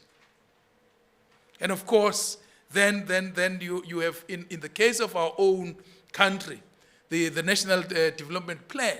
And then the question is, to what extent are we as institutions moving towards the fulfillment of the goals that we've set for ourselves? As SASAP, and I'm not trying to advertise SASAP here, but we had to rethink our whole strategy and look at the contributions that we want to make. And I'm glad to say that the strategies that we've put in place, because the false dichotomy that I was talking about, we've got people who are in student support who are publishing journal articles. We had a whole journal last year that was dedicated just to us in student support, the Journal of Student Affairs in Africa, because we believe that we have a critical role to play there.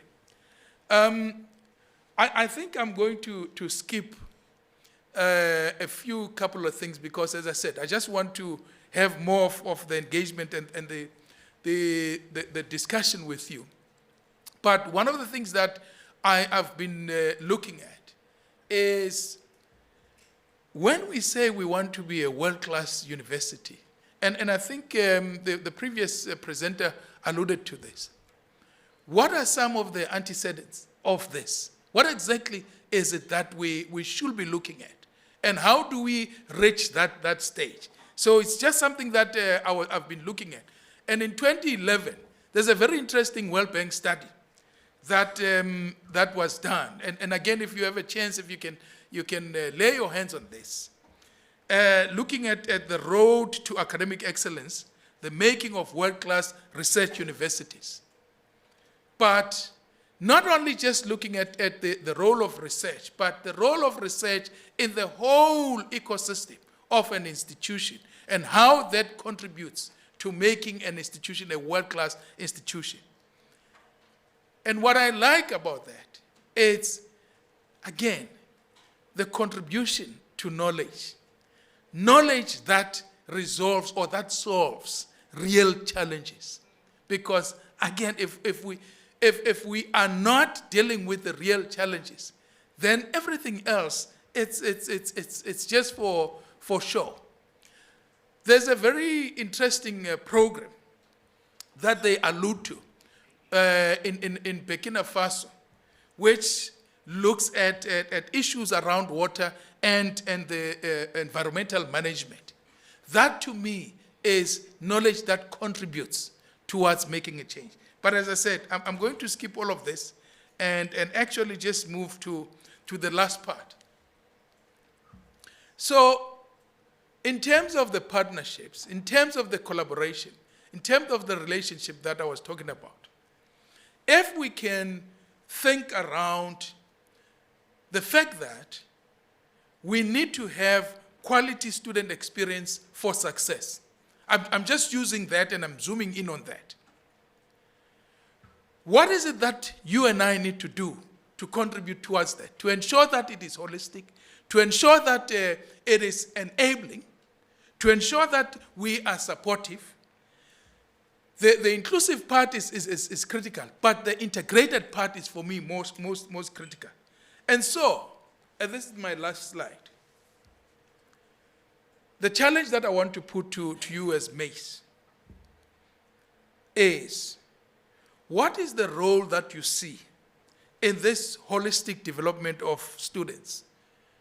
What do you see yourselves as contributing towards, for example, student leadership development? And how do you work with other critical role players to do that? So in other words, how can Mace collaborate and partner with these critical stakeholders in order to ensure this sustainability in this changing higher education environment that you're talking about? And the last part, beyond the great work that you do in marketing, in communication, in branding, all the great things that you do, how can you redefine your roles, especially as these relate to student governance, to student leadership, and to student development? And if we can have a contribution, or at least an engagement that takes us to that level, I think for me, you will have made a much greater contribution. And I end here. Thank you.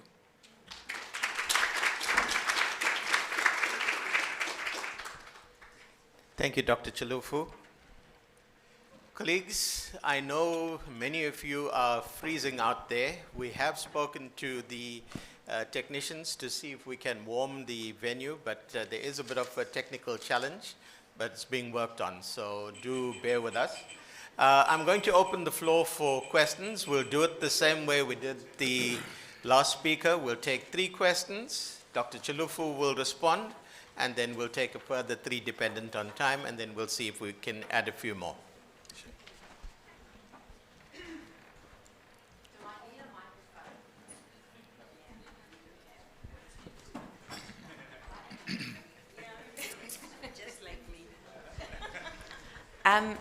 I don't know how many of my kind are in here.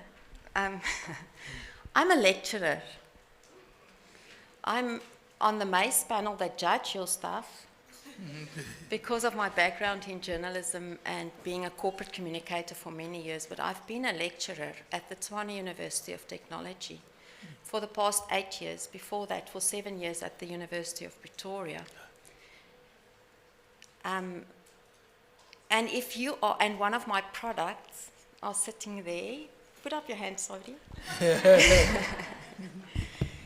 I work on the Soshanguve North Campus. We are not well known for anything else that we start the strike. We burn them. And if I was a student, they wouldn't get off so lightly. I'm very passionate about my children. And ask him, they become my kids. And I don't know how many of you are lecturers.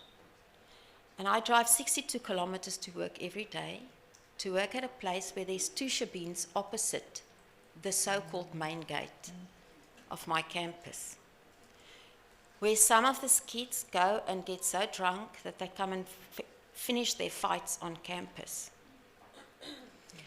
Our VC has never been to my campus. They don't like me at all because I don't stay quiet. And this is my comment. It's not a question because my question will come. It feels as if the 2 of us has been separated at birth. You are just much younger than I am. Because I'm a grandmother already, okay? Last year, during a Women's Day thing, I really tried to keep quiet because they were talking about GBV and women's rights and yap. And eventually, after lunch, I couldn't keep quiet anymore. And I said, all these wonderful things that we are saying, how is it going to stop my kids from being raped and killed? And I was talked down to, and look, academics don't like to be talked down to, asking me, why do we have rules of the road? So that we can adhere to them. And I thought, sis, you are not, I do short courses for the taxi industry for the University of Pretoria. We are building a policy to prevent this. I say, can I just ask, what is the policy going to do to better security, etc., etc.? When last did you engage with students?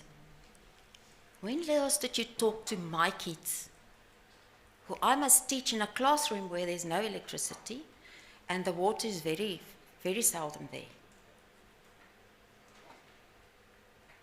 And unfortunately, one of my students, who was supposed to be a 3rd year, you read it in the papers, were murdered by her boyfriend in her TUT-approved residence because there's not enough security. And I walked in the streets of Soshanguve, the only whitey around, singing, what have we done? What are we doing?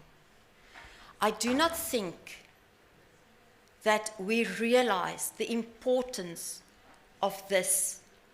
Student Services has done more for my students. I had a student that had to go testify against her rapist in Limpopo. In my day, when I was a 3rd year in 1985, professor, and I won't mention his name, at the so then Potchefstroom University for Christelike Hoër Onderwys, we had a different way of saying it. said to me, when I said to him, I'm sorry I missed the test, my father passed away, his attitude was, and how is that my problem? Some of us still have that attitude. I don't. You can ask Ukanye. In the first year, I say to them, if you survive these 3 years in these circumstances, then you'll be okay for the work of world. I think it's time that we tell academics we need to do things differently. My question to you is, how are we going to wake them up? Because we are being forced to publish, publish, publish. You cannot become a professor if you don't have a PhD and publish. Where are the days when a person like me, who just want to teach, who is now finishing a PhD at the age of 57, by the way, a very good one that you're all going to need, not the PhD, the research. When are we going to let these academics realize, these people that are in power, that we can also reward people that are good lecturers, putting out students who are ready for the world of work? That is my question. How are we going to get academics realize you're not an academic, you can be one to publish and to research. How are we going to get them to realize we are also lecturers who are there for them, for the kids? That's my question.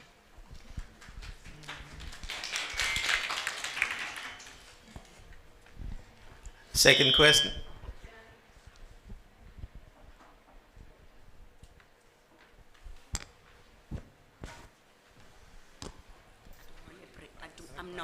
I'm not. Just this disclaimer, this is not for the gift.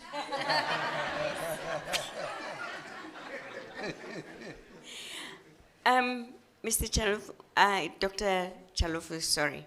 I want to find out, I'm not in this environment for student affairs, but unfortunately, when anything happens on campus, it comes to me because I head the communications team. So I must tell the story and tell it like it is.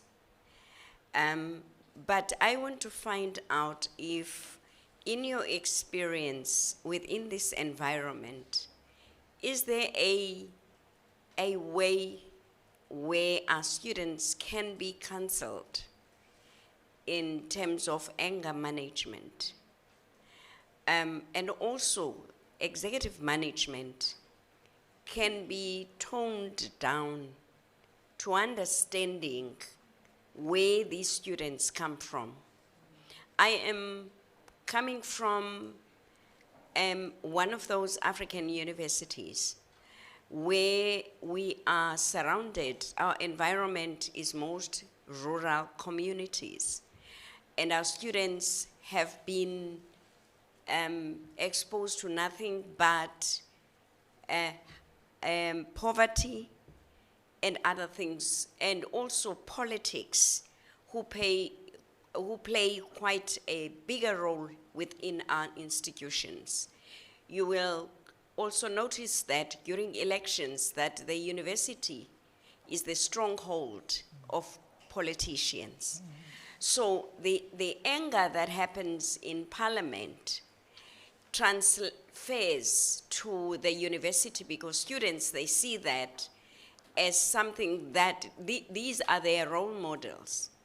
And also, whenever they are called by students, if I invite a minister, I have to go through some red tape and protocol. But there are some days where I hear a day before the event that the minister is coming. And there has been no security, no chief of staff, no protocol that informed us about that. But when it comes to burning of the university property, a donated library by some donor who is an alumni of the university who treasures this alma mater. Students, they take 3 minutes to do that. I'm going through that at the moment. The N2 has got nothing to do with the university, but students will take their anger to the N2, kill somebody else who has been minding their own business and traveling. My question is one, I'm just giving you a background that you know of. Is there a way for our students, when it is settled, the dust is settled, everything is quiet, that our students can be engaged and counseled? Because we do have these professionals within the university, but I see them counseling people with HIV and early childbirth and other things. But we need them to take care of the anger within our students, because I have a student that died on campus who was killed by other students in his 6th year of medical studies. And his mother is still not okay. Thank you. Thank you, colleagues. We'll take the last question.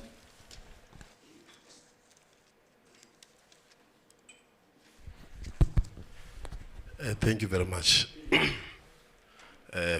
My apologies for arriving late to hotel. Long time. It's been years since we met. I just want to check. Majority of us here, we are responsible for marketing, and I'll just speak about the marketing part for now, which is key in recruiting students. We take these honest students from high school who never toy, we bring them in numbers in universities. We give them to your hands, student life, support, and. Then after 2 months, these honest students, they tend to be something that we never recruited. Can it be that you are the reason why our students are tending to be monsters that we never recruited? Through lack of NSFAS funding, through lack of residence, through the programs that you introduce them to. Can it be that you are feeding them something, then you come again and want to stop it? You take students to a first big bash that is organized by Student Support Services and the SRC, and give them nice whatever. I don't want to mention things that they get in these opening bashes. You take them to workshops and tell them that they should be militant and stuff like that. Then in September, when they toy, after you workshop them, you come back and say, hey, marketing, communication, you must start writing articles that defends this institution. Now, my question is simple to you, Doc, and I'm sure you're expecting this question. Can it be that you are the reason why that we are where we are in terms of the student life? Thank you. Yeah. No, thanks. Just a bit of history. It's a former student leader that when I worked here, we bumped heads quite a lot. And we had our nice fights, but I think over the years, we had a very great relationship, as we do with a lot of students leaders.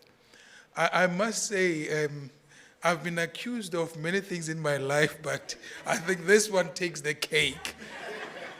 But I get where you're going, this on a serious note. Look, I think what you saying is perhaps we need to really look deep into the kind of programs that we put in place, the kind of support that we provide for our students, and I think how we actually assist in their growth and development. So a lot of universities now are looking at ways in which you can have a program where as a student comes in, They go through a whole series of things. So in our institution, for example, we have what we call prestige leadership camps, where every student in a campus has got to go through that, where you empower them in various ways and in various means, and give them the necessary skills to not only be a leader, but to also lead themselves. And it's not an easy thing. And I understand where you're coming from to say, then it takes people from marketing to try and really, dose the fires. And I always say, sometimes, and somebody asked this question earlier, because when I was at UKZN, I struggled with this. And we worked with marketing people. How do we try to say, please invest in our institution, but we think in a few months we are going to ban the admin building. We think we might actually even ban the disability unit and the car that you've contributed. And it just doesn't make no sense. I do think, Bologa, there's a much deeper engagement that is required. That's why I was sharing the articles that we have published, because in those articles, we make proposals and recommendations around how student engagement must be done. And I don't want to play the blame game, but somewhere along the line, the Department of Higher Education and Training is not coming to the party. It is not assisting. What my colleague was saying there, that you can have students getting a minister coming within a day or so, when you've been trying to get the same minister for a program that is supposed to really take us forward and assist us, and you can't get that minister. It's actually the reality. It is the reality of what we have to deal with. But I take your point, hence the partnership that I'm talking about. I think we need more people like yourself who've been on the other side, who are now, because most of us sitting here, by the way, have been students at one point. Most of us sitting here, I mean, there's things that I've done that I'm not proud of, except I've never bent anything, but I've held a VC in their office for hours. And so with all of these things, how do we then ensure that when we work with the young people, we really try to not only give them a different perspective, but try and guide and assist them? By the way, when you've developed a good rapport with young people, and when they think you know and understand them, and you can listen to them, you'll see a different kind of a person. A person that can actually call you at 2 a.m. and say, Doc, somebody wants to go and ban a certain building. I think you guys must do something. Because they realize now that you understand where students are coming from. They realize that you actually have the best interest of the students at heart. And therefore, they work very hard to avoid certain things that can be detrimental to the institution. I'll quickly, I think the first question was, the first comment was more of a comment. I think you are right, we are separated at birth, but I think there's a lot that we really need to do, and we need to actually get the lecturers to work with us. For everybody to understand that a more holistic approach is what will assist us, because whatever you do in the class, and it's actually nicer when you've been a lecturer like myself, and then you work in support, because you're not going to bullshit me. I've been there. I understand how things are there. So you and when I'm saying let us try and work together, it's because I understand how the other side works. You've spoken about the issue around recognition and awards. And I agree with you. Not everybody can be a well-renowned researcher or A-rated researcher. There are people who are just interested in doing teaching and learning and in contributing to community engagement. And we need to find a way at the institution to recognize and award them. So as SASAP, one of the things that we have done is to have awards for all. Actually, we're not saying it's just for support. You can actually even submit something and get that recognition, because there's lots of colleagues who are doing a whole lot of good work apart from research, which is important.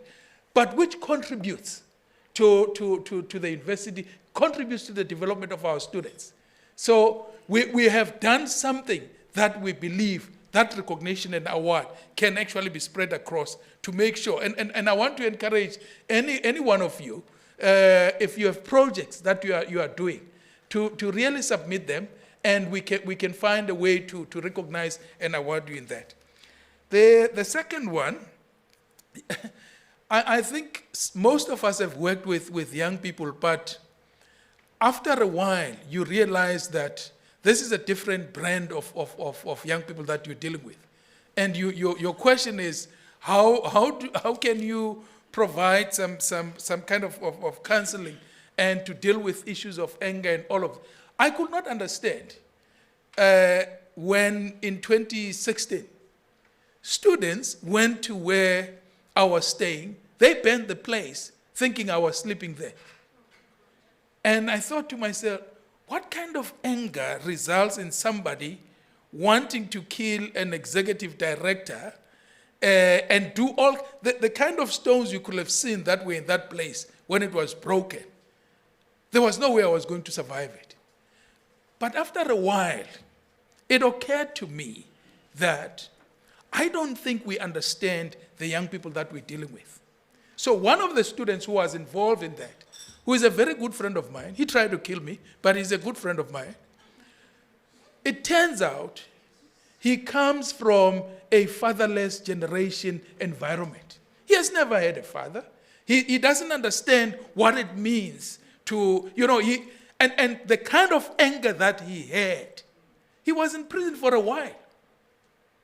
And if you don't understand where students are coming from, if you don't understand their circumstances, if you're not doing anything to try and meet, I'm not saying you must justify things, but sometimes you need to make sure that you understand the students that you deal with.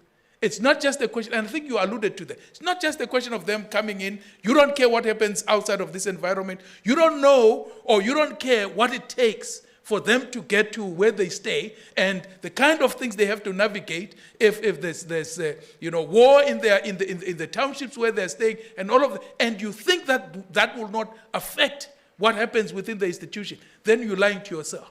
I think there's a lot more that we need to do to actually ensure that our intervention strategies are actually geared towards the needs of the students, that we work with students understanding where they come from. Issues of mental health, I think our students are really, really struggling. They are really, really, really struggling. And I don't think we've found ways to really, really respond in a manner that we should be. And this is where I want to put the challenge on you. And back to what you were saying, Mbole, because I don't think that you must be coming in where now you have to present a particular story or write a particular story about the situation. You should be involved in assisting all of us in dealing and assisting these young people. If you are not involved, when we're doing student engagement and you don't play any part in it, don't be surprised when you see the results, because you've made no contribution towards, and as I said, most of us being here, we're student leaders at some point. There's mentoring, there's guidance that can be provided to these young people. And we look upon people like yourselves to actually make that contribution. Okay, colleagues, in the interest of time, we're going to take 2 more questions. I'm going to be a true academic, and I'm going to allow you to create a question that comprises 15 words maximum. One, and I think you had a question as well. So those are the 2 questions.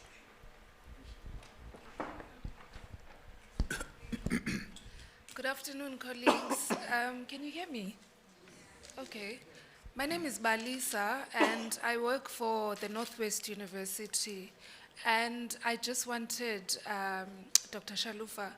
Chalufu, I just wanted to put my hand up and say, as the development and fundraising colleagues, we are here. So in the next engagement, student affairs, we would really just be grateful to contribute.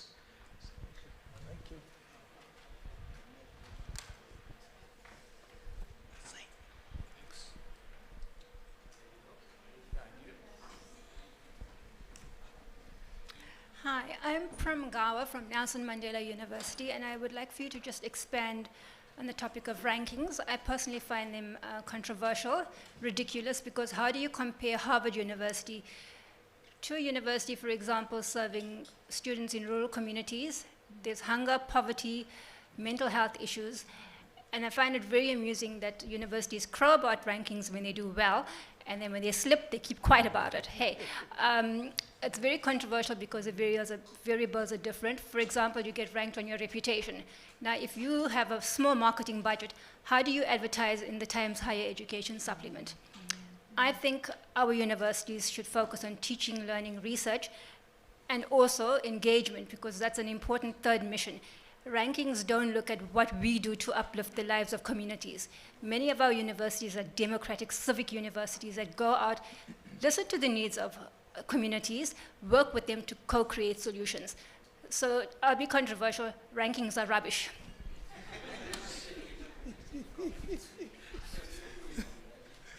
Yeah, maybe on that last one, in actual fact, I think you've answered your own question. I do have my own take around rankings, and you're absolutely correct. You know, if you're looking at an institution that is making real and critical contributions to the community, and may not be ranked on all those fancy other things that are out there. So what does that mean? I do think the issue of impact, though, is critical. Despite my feelings around rankings, one aspect that I really now appreciate is the focus on sustainable development goals, because I think that for me is critical.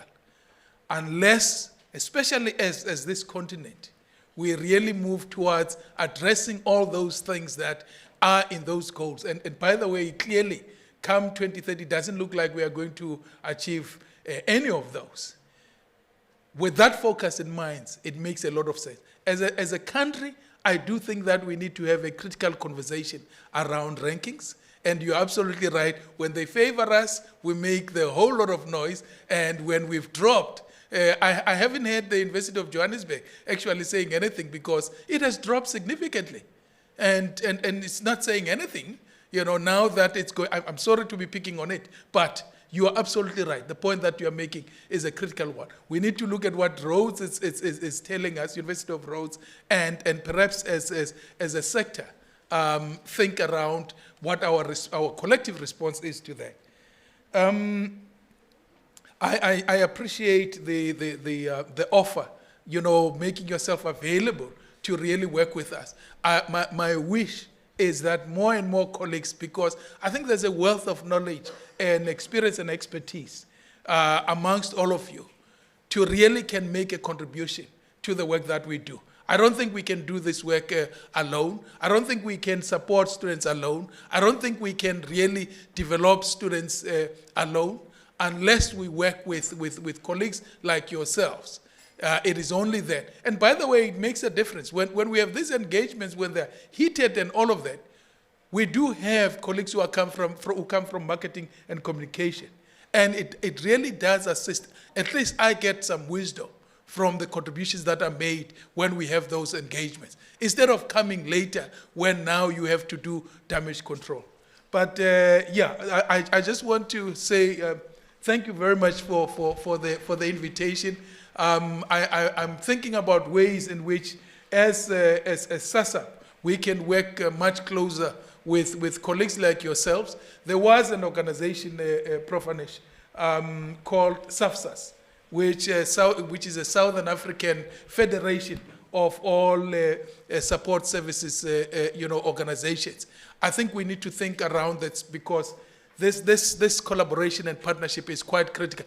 Unless we work together to deal with these challenges, I don't think we will be able to make it as student affairs. But thanks for the invite and the opportunity to engage with you. I really appreciate it. Thank you. Thank you, Dr. Chalufu. Before you go away, we have a little token of appreciation. Okay, Dr. Chalufu, thank you very much for accepting my invitation on behalf of the Mace board, and of course your contribution here, as well as the participation of our colleagues today. And what you've said and what the previous speaker said about the importance of engaging, engagements and partnership is very important, because currently I'm sure we are all facing issues around the NSFAS, the fact that, payments are now being made directly. You are aware, what we did in our environment in terms of listening to students and understanding why they are opposed to this new system, the costs involved and all that. During lunch, I spoke to a few colleagues from another institution, and they're also facing the same problems and so on. So and I also think it's really critical that we continue to work closely. Certainly in our environment, we are, on the road to doing that through yourselves and my director, Mr. Jacobs, and other colleagues. So thank you so much. And as a token of our appreciation, we would like to thank you for participating. Thank you so much. All right. Colleagues, also, just to let you know that the presentations will be made available on the Mace website, so you don't need to take notes as such. Don't worry about that. We will make those available.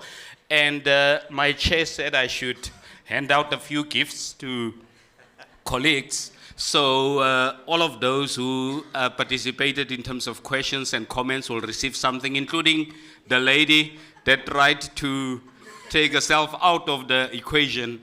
I'm still going to give her. So thank you so much for your participation, colleagues. Thanks. Colleagues, I just wanted to get a sense. How many of you are really freezing in here and need to go and thaw out in the sun?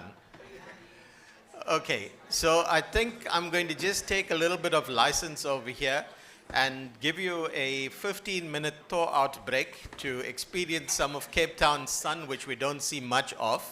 But please, 15 minutes strictly, and then we continue with the program.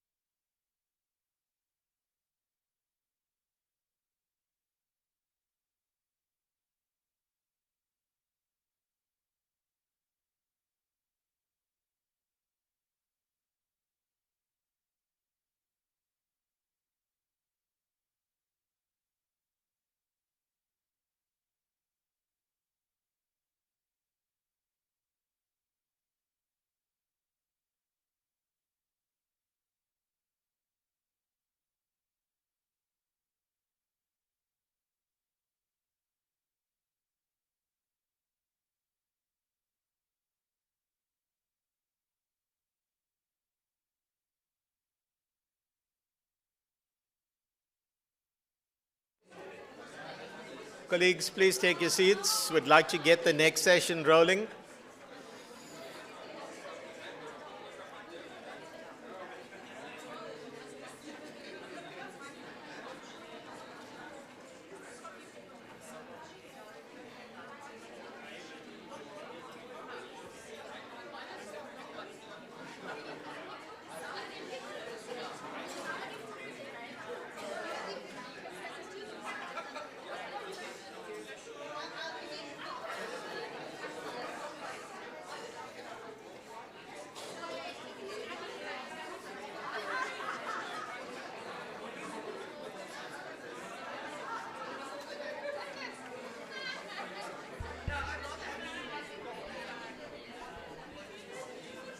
Okay, colleagues, please settle down. I'd like to start the session.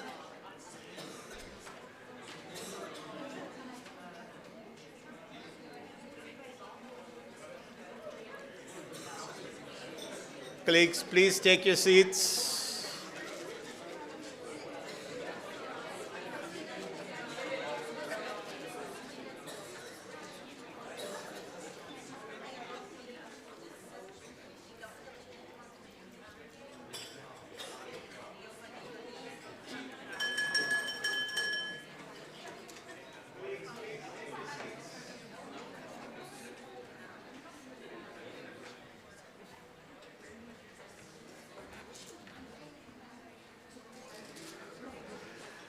Okay, I hope you've all managed to soak up some of that little bit of sun that's available outside. We have basically 3 sessions left, so we'd like to get through them as expeditiously as possible. Colleagues, I'd like to just advise you that these are question and answer sessions, so I'd like you to limit yourselves to questions. And as I said, try and keep your questions as short as possible, maximum 15 words. So whilst the speaker is speaking, write down your questions to ensure that you pose a question to him or her in order that you can get the responses and we get more engagement. Our next session is going to be looking at artificial intelligence and alumni relations. And I'd like to invite Mr. Spongiseni Magwaza to introduce our speaker.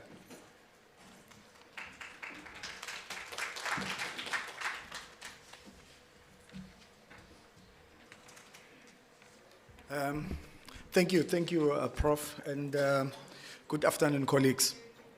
Our guest speaker have asked me to do things differently.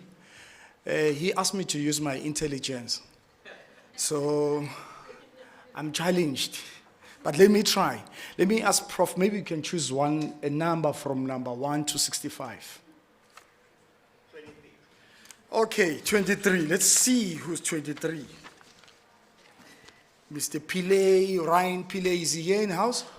Is he here? Is he here? Okay. You have a gift.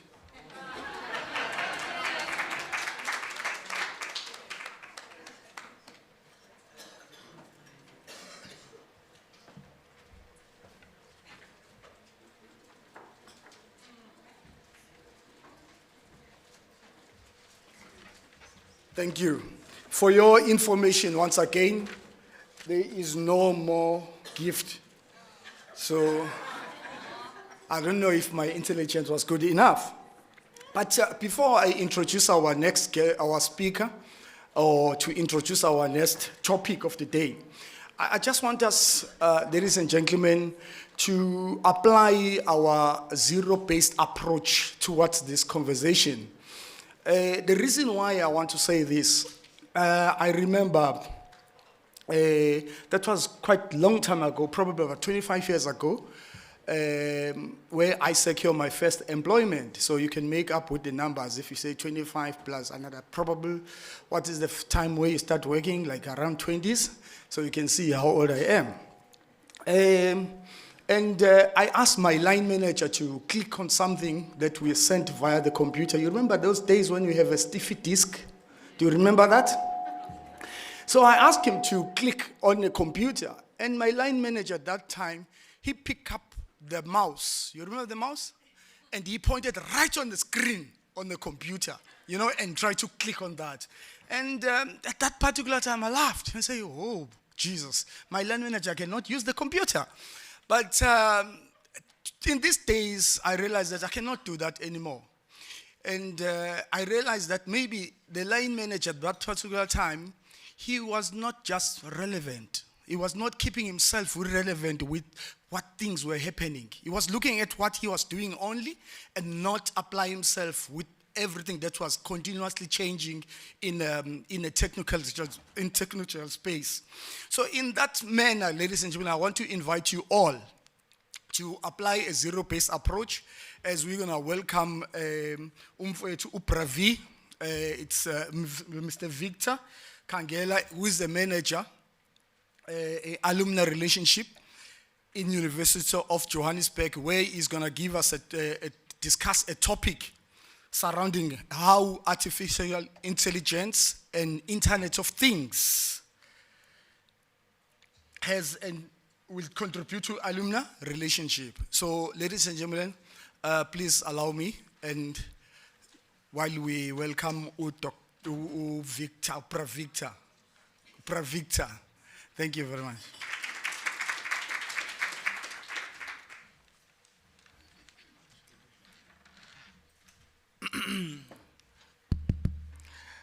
Thank you very much for that. I felt a little bit undermined because everybody else got such a long introduction. And I mean, everybody was outside getting the warmth, and I didn't feel the warmth inside, you know. I got one line, and everybody else had few paragraphs. But you will hear from my speech today that I do not come with lack of intelligence or knowledge. I mean, it is AI at the end of the day. But yes, thank you very much, sir, for that warm welcome. My name is Victor Kangale. As you said, I am from the University of Johannesburg. I just need to clear one thing up, though. Something maybe overnight happened, we don't know, but as far as we know, University of Johannesburg still ranking first. Both on research output and on the no poverty scale, so we'll leave that one alone. But as we all know, maybe AI can tell us better. We don't know about any of that. So getting right into this conversation for today, my name is Victor, as I said, and I will tell you guys about AI and the Internet of Things. But before I get into the whole crux of the conversation, I need to obviously talk about how we get there. How do we actually use what we are doing right now, which is the importance of alumni relations and fostering a strong network and community, the role of AI and its impact in general industry, how technology has already impacted alumni relations, and how AI can then impact alumni relations moving forward. Yes, it's a lot of words, I know, but we'll get through that because this is something that I've been doing for years, and I'm pretty sure a lot of my colleagues here have been doing for years. But a networking opportunity is something we give automatically to our alumni. Just being a graduate of the university allows you to be able to network with each other.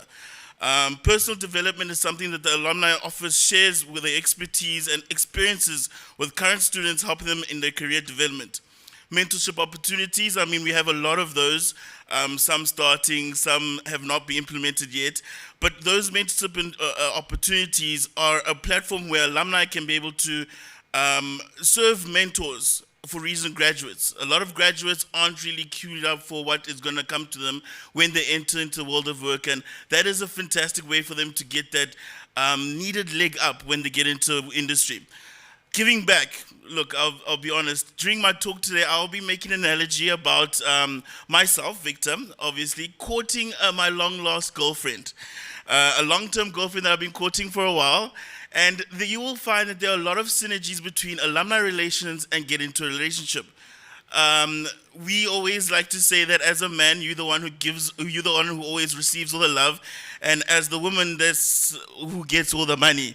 So giving back is what we're talking about as alumni. We are the alumni who give all their love, and while we get all the love, give all the love to them, and they give us all their money. So as you can see, there will be clear synergies between those two.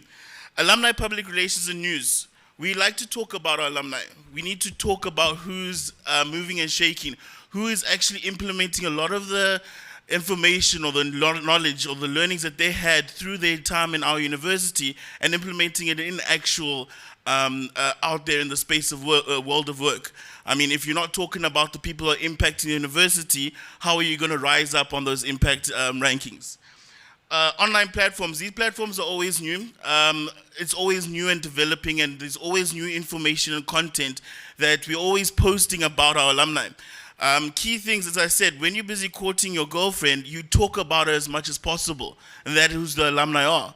The alumni are the people that we talk about. We need to make them feel as good as possible so that we can get the money that they can give us. All the time, the time is also key. The information and the knowledge that they have gained in industry is also part of what we can also offer to our current generation of students and future graduates.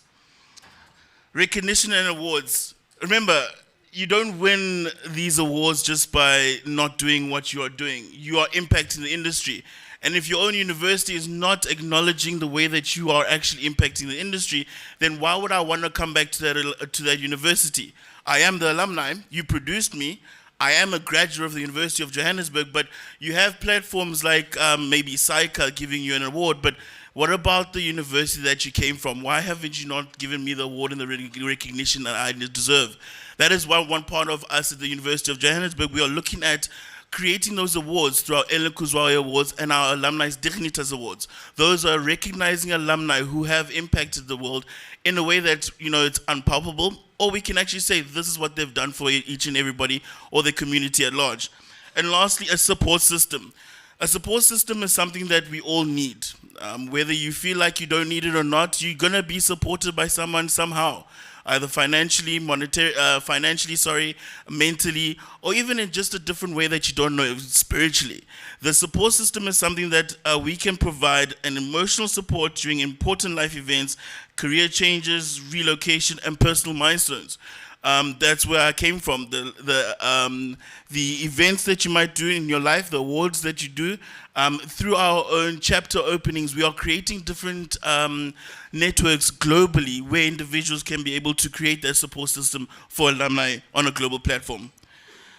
Now, just in broad context, in terms of AI and the Internet of Things, AI is a way for us to be able to create automation and efficiency.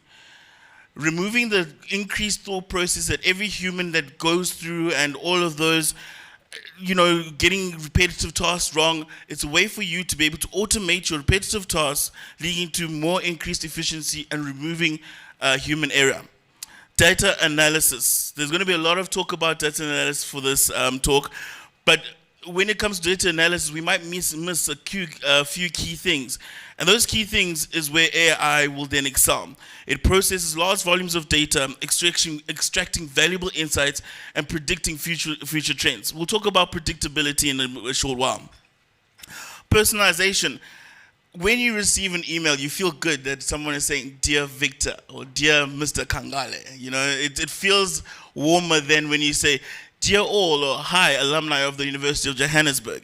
Personalization through AI is key these days, because then I can not only just talk to you about, "Hey, Mr. Vic," because I like to be talked about. Vic feels better than Victor. It's a little bit more looser. I like to be a lot more looser in terms of being addressed. But then if it knows me like that, then it will know how I like to talk, what information that I want to do, kind of consume. And therefore, as an alumni relations team, you'll be able to say, this is the kind of content that we should be sharing with this Mr. Vic, so that he can be able to what? Be able to talk to us more often than not. And if you're talking more often than not, just like with the girlfriend, she'll be like, let's go on that date that you've been talking about. So at the end of the day, your objectives are going to be there for you to be able to reach, and that is about communication and constant talking to each other. And communication and content is key. Enhanced decision making. AI will be able to allow you to make a lot more decisions quicker in a lot more data points that you might be looking at. I mean, optimizing the processes and identifying opportunities that you didn't know earlier, that is where AI will be able to help you out. Now, AI is also a part of something called the Internet of Things. I mean, a lot of us, except for me, I will not wear a smartwatch, but a smartwatch is part of the Internet of Things. We have home devices such as Alexa and Siri. Alexa is the one that you have a home device. You ask Alexa, what is today's cooking instructions because it's a Wednesday, I don't have time. What do you suggest? Or the top 5 musical trends. You'll have that conversation. But we forget that that thing is always on and collecting a lot of data on you as an individual. But when you combine Internet of Things, a device such as Alexa or your smartwatch, with AI, you get AIoT. That is artificial intelligence of things. But we'll get a lot more into that because artificial intelligence of things is where we're looking at Industry 4.0, leading us to be able to be more automated, more functional, and be able to use a large data set for us to know more about our customers or consumers. Transportation, of course, AI is driving the innovation of autonomous vehicles, optimizing traffic flows, and improving logistics. That way we can still collect a lot more data from you. Natural language processing, it's got the same thing to do with the whole Siri and Alexa conversation where it recognizes your voice and your needs and wants at that particular time while collecting the data. And lastly, security. AI is used to enhance cybersecurity by identifying and mitigating threats. This includes personal data of alumni. When we're talking about alumni and the data, it's always nice for us to be able to say that we are holding the data as safe as possible. But at the end of the day, it's still going to have a conversation where the data is something that is going to be key for us to know. The more data that we have on an individual, the better. I'd just like to show a video right now, real quick, about AI and what it really is in a short little video.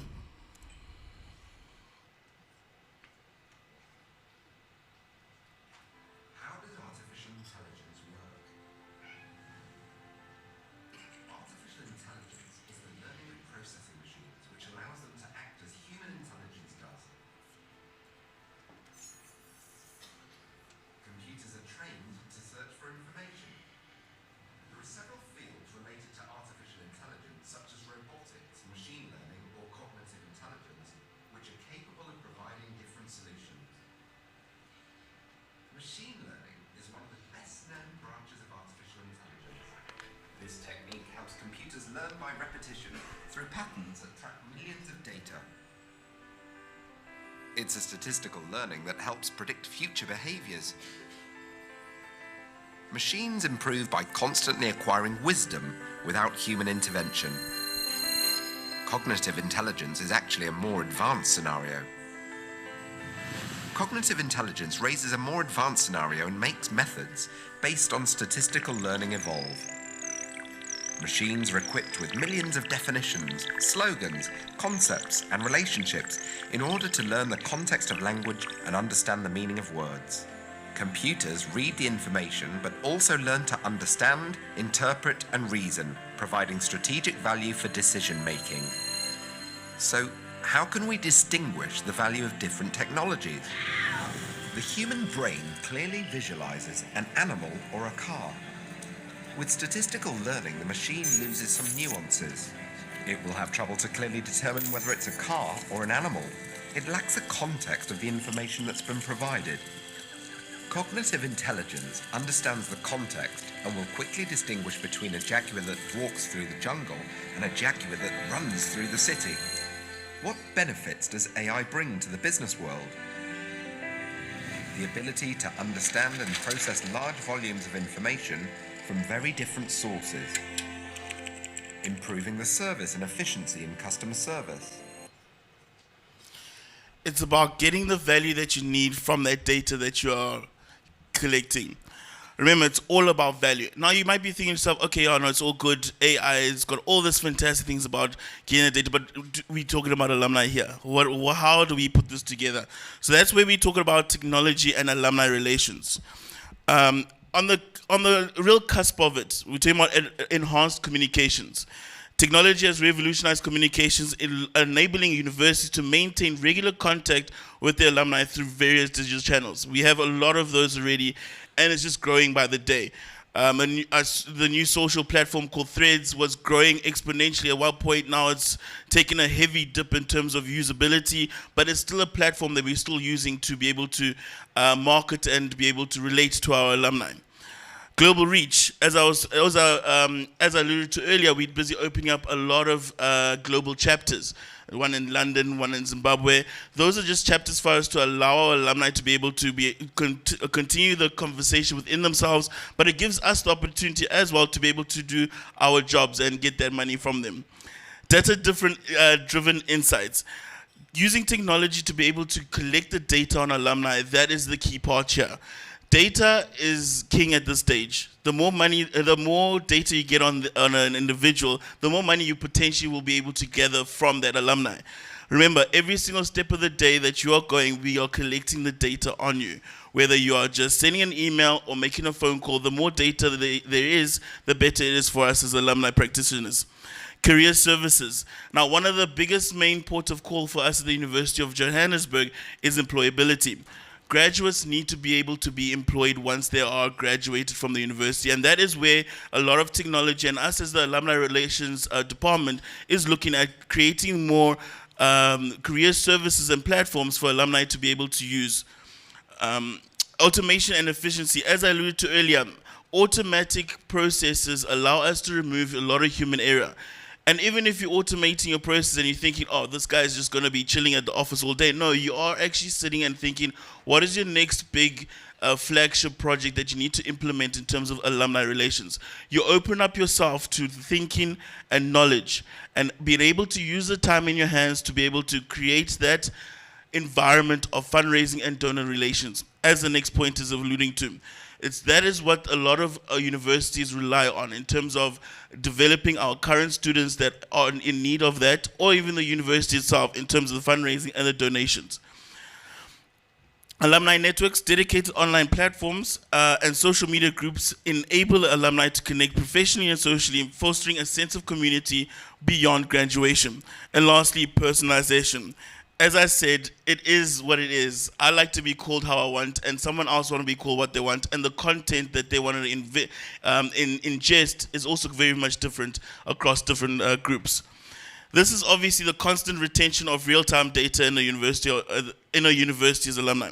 As long as there's a clear pathway from graduation to their current position, through platforms such as LinkedIn, current technology will be able to tell us a lot more when it comes to our need to efficiently execute our alumni relations. That is the collection of data. Look, it is true, technology plays a key role in future of alumni relations, but we must have a clear understanding of how it must impact the execution of our business endeavors in order to harness its power in the best way possible. This is my last video. I like videos. I'm a visual person. So just a little bit more on the internet things and how it can work together.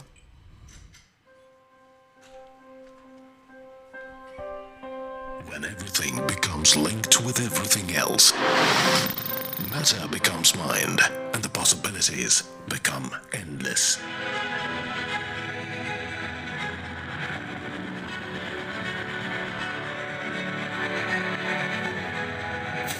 Imagine 50 billion IoT connected devices by 2020. Now, imagine the economic impact of these connected machines. $4 to $11 trillion per year by 2025.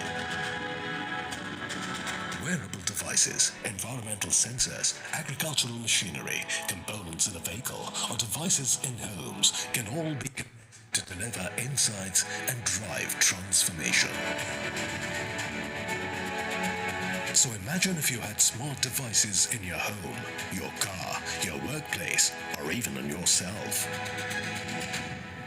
The world becomes alive. That's Internet of Things. The Internet of Things is making everyday objects into data factories. When Internet of Things, along with big data, meets artificial intelligence, this interface will become enlivened with intelligence, and a new world will take birth, which will increasingly talk back to us.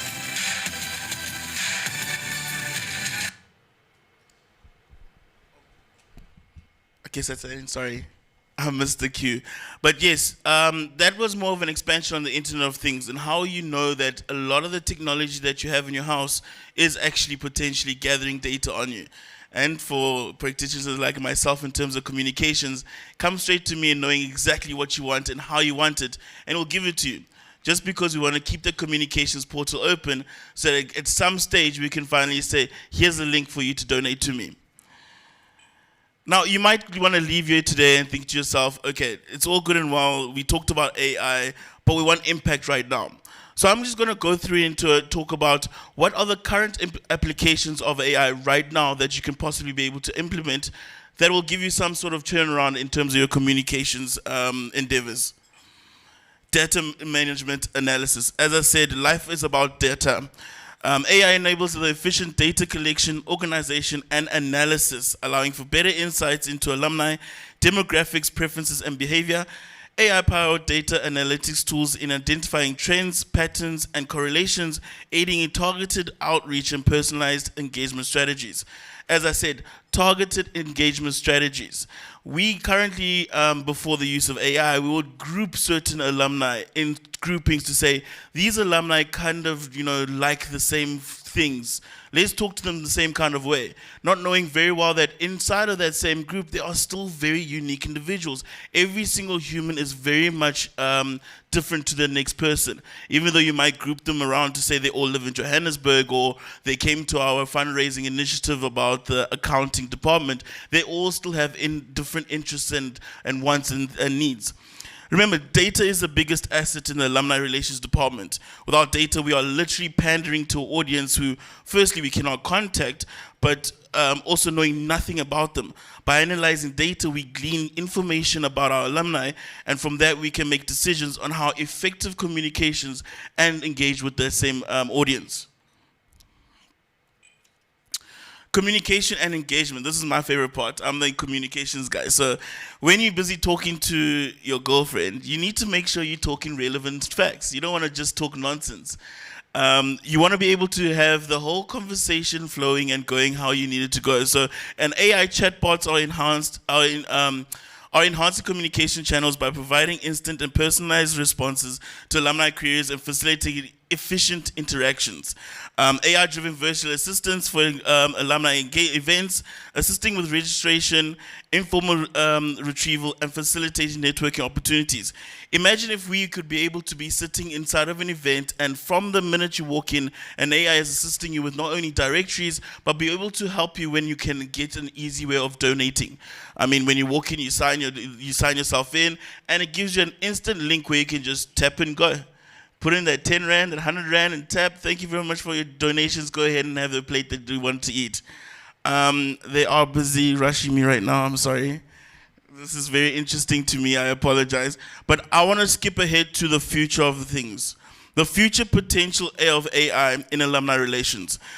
This is where now the impactful part comes in. What is the stratosphere that we can hit? I don't think there will be ever a stratosphere, because any kind of digital data point that we have on alumni is key in us and be able to communicate with alumni. Advanced personalization. Now, this is where the key part comes in.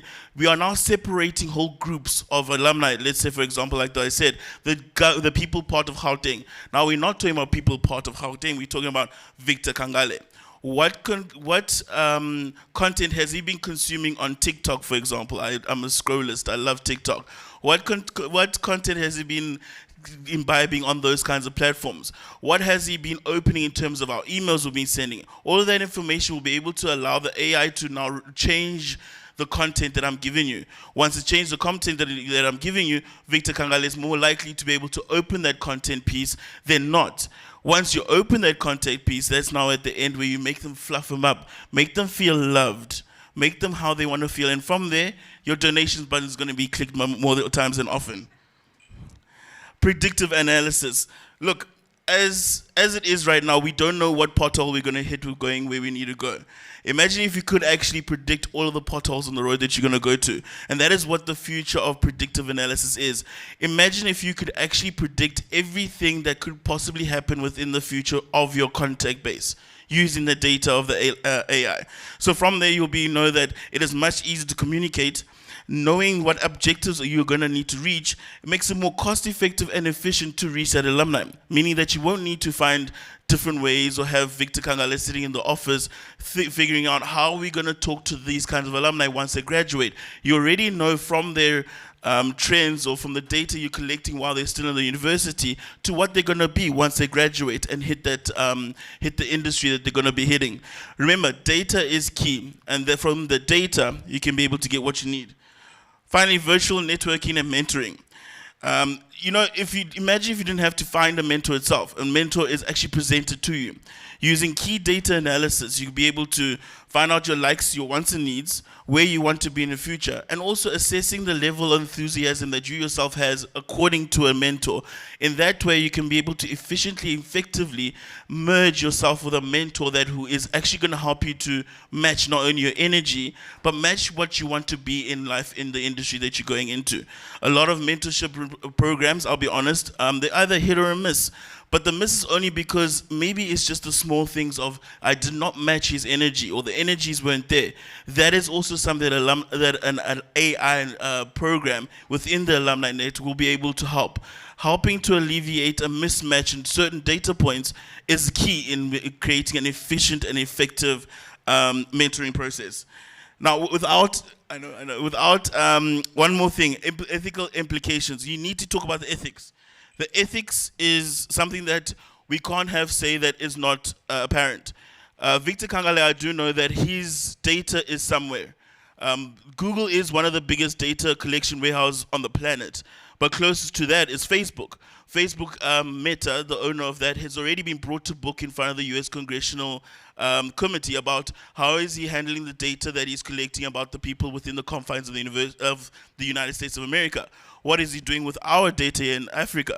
So we need to find out how do we now balance that scale of the data that they are collecting on us, as well as how do we keep that data safe and in the hands of the people who are using it for ethical behaviors. All right, ladies and gentlemen, there's a lot more that I wanted to talk about in terms of AI, but hopefully I get invited again. I can do about data and AI 2.0. My name is Victor Kangale. Thank you very much. Thanks, Victor. You don't run away. Colleagues, we'll take 5 questions this time. Sylvanus.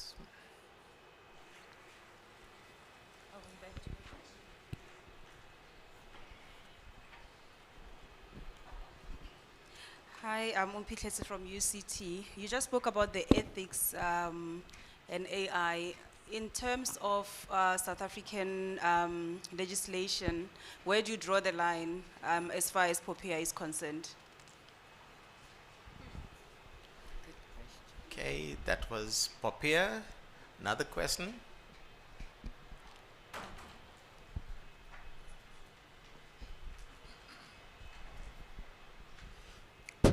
Afternoon, sir. Maybe a quick one and more, as much as it's not about the alumni, and you might have an opinion on it. As you are saying, AI helps a lot to fast track the data. And as much as it is good, it is also currently a big threat in terms of the educational development. You take something like your ChatGPT, where it can produce an assignment using AI in 2 minutes, an assignment that the student, and it means now to erode that sense of education. So what are the things that you believe they should be in place so that you can have AI that can be used for the good and not to the destruction or detriment of the society? 3 more questions. Colleagues, I know there are no more gifts to give for the questions, but you can still ask a few.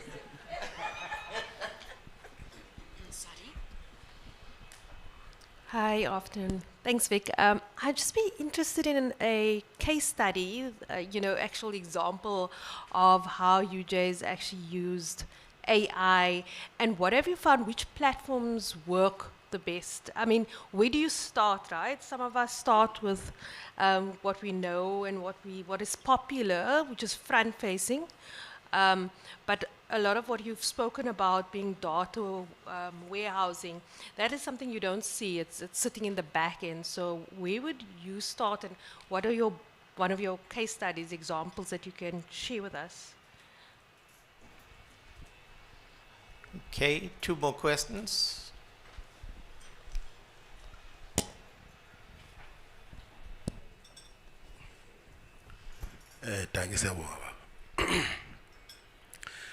Sir, you know, I'm looking at AI as a tool that collects data from your end, like it will be you as an institution collecting a data from a person. But there's this phenomenon that seems to be popular, especially in social media platforms, where you find that people, they are not themselves, they are AI. Like there was an incident after President Putin said it was declared that he's not coming to South Africa. Then there was a video going around of Putin AI'd, if there's such a word, saying, I'm coming to South Africa, with the voice of Putin, face of Putin, mouth moving like Putin, everything and stuff like that. Now, I'm looking at this AI trying to collect the data, and we are sitting here as a practitioner thinking that we are collecting a data from an alumni. Kanti all along, we are collecting a data from a person who is not a person, who is the AI himself. Then, now the question is, when it comes to this predictability and try to analyze this data and stuff like that, what do you see as a future? Because now, people are living double or triple standards. You find I'm Zugombolegwa here, and this is how I behave as a person. On social media, I'm a certain cartoon that behaves different. That is like something that is way total from what I would love as an individual. On other social media, I'm a different AI and stuff like that. And you are busy collecting that data, then analyze that data, you produce the data, and you produce a product that says it speaks to this person. Only to find out you're speaking to 70% of the AI. Sorry, what do you see in the future? Thank you. Okay. Sorry. All right, last question. 15 words. Hi, Vic. Thanks for your presentation. My question is linked to my colleague's question here. In that case study, can you allude to if there's been financial savings with employing AI? Because I think that would be interesting, yeah.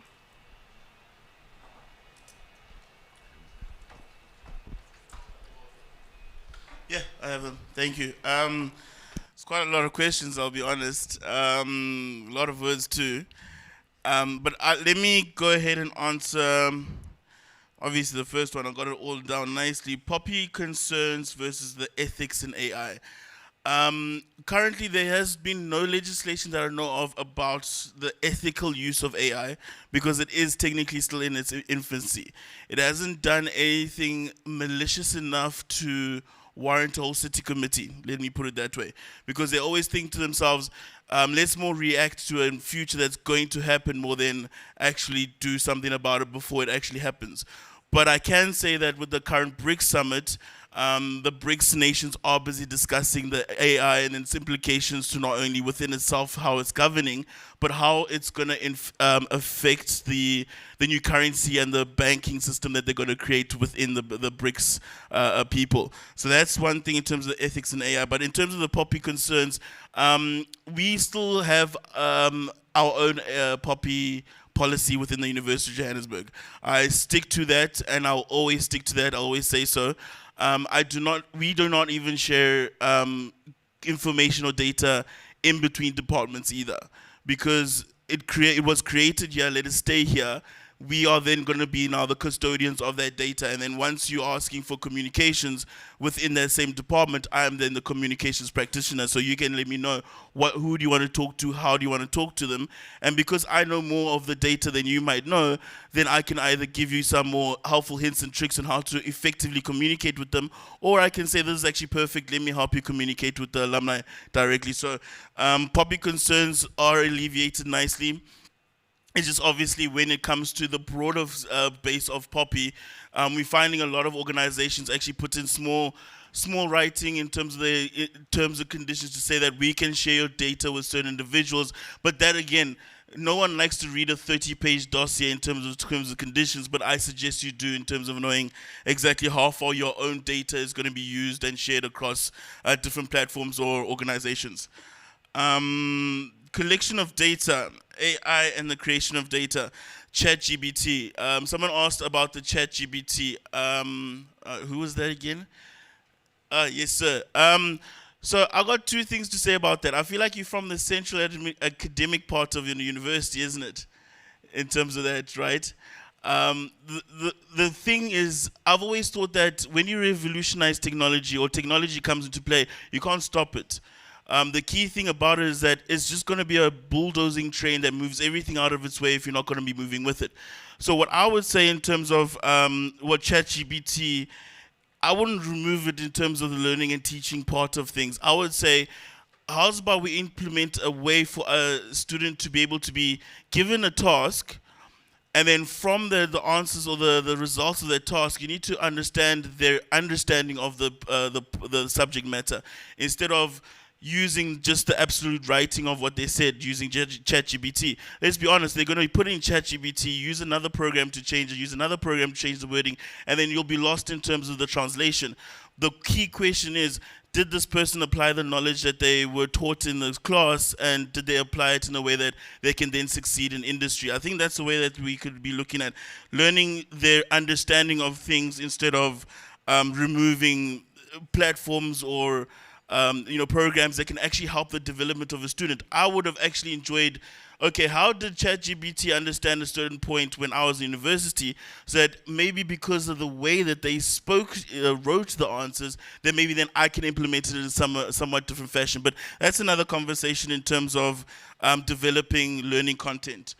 AI case study, that was a very, very, very key question. I'll be honest, in terms of the forward future moving of AI, we don't have the budget to be able to implement something, but we have done it on a current basis, just like what I was saying, what you can current implement right now. We use a platform called Alumni Connect. It is not an AI, but it's a fantastic data-driven tool where an alumni can use their current social media platforms, LinkedIn, whatever, log in, and from there you can take every single kind of data in terms of what you did at university, what you've been posting on LinkedIn, your current updated contact information, your emails, etc., is now then loaded onto the same platform. Now, because you know they're on their platform, then now you know you have an actual active audience, people that you can then now communicate to on their platform. So Alumni Connect has given me a lot of gray hairs in terms of it is very expensive, so no, we do not do any cost saving with that. But we can see in the future, it's going to make a lot more sense when it comes to how much capital we've already outlaid, because the more people you have in terms of an active audience, the better it is for you to collect the data, and the better it is for you to be able to communicate on several different touch points. It is better to spend money on saving or keeping an alumni actively listening to your communications than letting them leave and then going to go try and find them and connect with them again, because that's going to cost twice, maybe thrice the amount of money than it is to just retain that alumni within your communications. Now we're talking about the social media bots.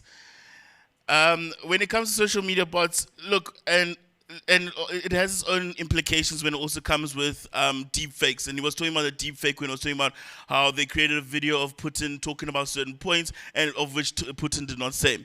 A deep fake, you can kind of put it into a certain AI-driven machine, and it will tell you if this is a deep fake or not. It's also very good for you, as with any kind of information that you find on the internet or anywhere. Go do your own research. We are not graduates by choice. It was a graduate because we wanted to be more knowledgeable. And within our knowledge, we went and did a lot of research. So let us do research and also the content that we consume. Because at the end of the day, content can be very malicious, like he said, putting us into a very, very, very tough spot between ourselves and Russia, or whatever international relations it is, or maybe you're talking to yourself as a celebrity. Those little nuances that are put out there are very malicious and can also hurt a lot of people. So do a lot of research when it comes to whatever content you find online, so that you'll be able to be knowledgeable on any point about that. Now, social media bots are a different story, because you can see a bot when you see one. a bot will always have a standard operating procedure. You can go into their profile, it will have, look, let's be honest, a beautiful person sells. It will have a beautiful person as a profile. It'll have a really catchy phrase name as a name or an at, and then the bio is always short and punchy with a weird link. It's always a weird link. Click on that link, you get either content or donate now or get something else from me now.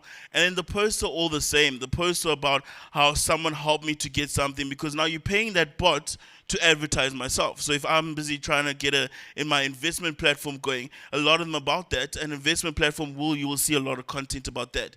Join this person's investment platform, do this with this person. A lot of them are actually more selling than they are actually just trying to interact and engage with each other. So it's easy to find a bot when you see one. But again, if you see a bot that is also a little bit more on the human side, it's always nice to put that same name into Google. Google has a lot of information on a lot of people. So the information you find on Google will perhaps be right and tell you that this is not an actual active platform or a profile that you can actually engage with, because it only got started a couple of weeks ago, or has just been sitting there selling actively instead of engaging with people.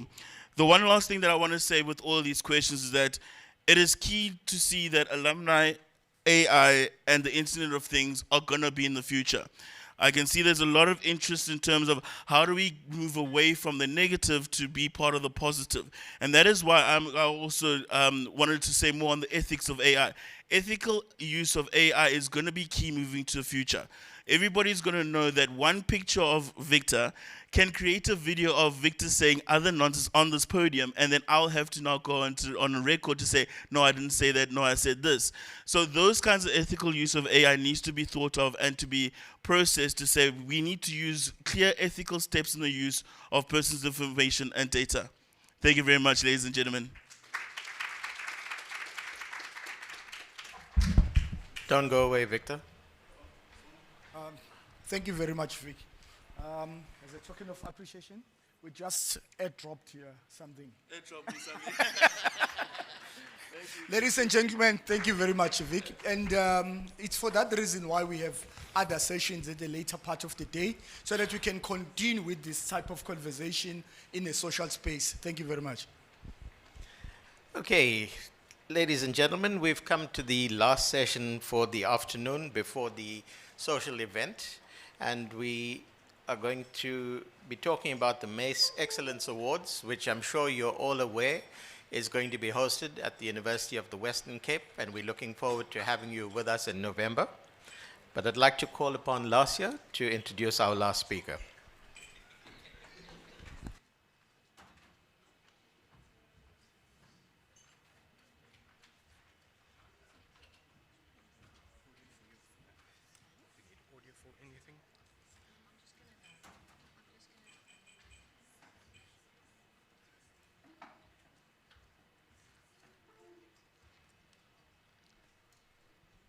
Good afternoon, colleagues. Just gonna speak a little bit lower. Thanks. So Amanda needs little introduction.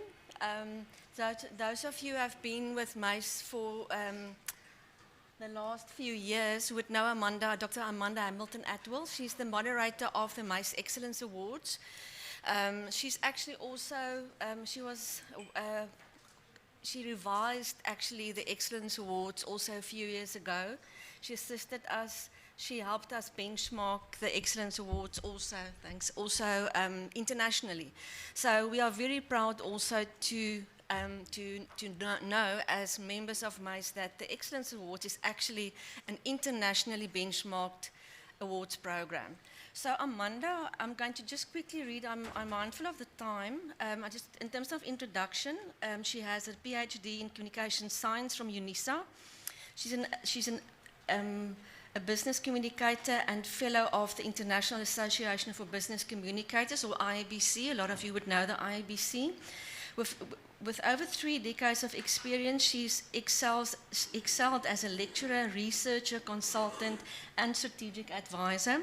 Her award-winning communication skill programs, business-aligned communication strategies, and communication audits had a significant impact on the communication functions in organizations in the many years that she's been practicing. She has chaired the IBC Africa region, was an IBC Research Foundation trustee, and a co-chair of the IBC Career Roadmap team. And this is also an international and a fantastic document actually to read also on the IBC website. Then her accomplishments also include receiving the 2014 IBC Chairman's Award and in 2021 the Ray Hamblin Award for her role in the development of the career assessment tool. She was chair of the IBC Gold Quill Awards program globally in 2014.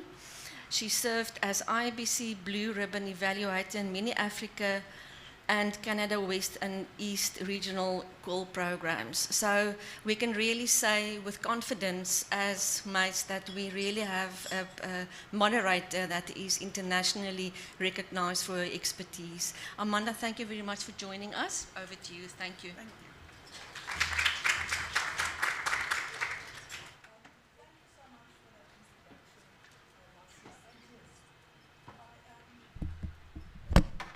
Oh my.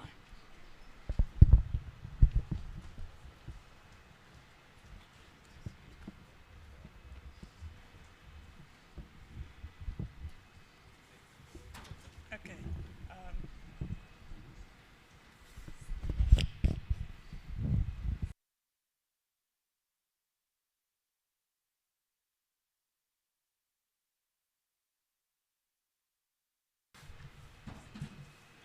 Okay.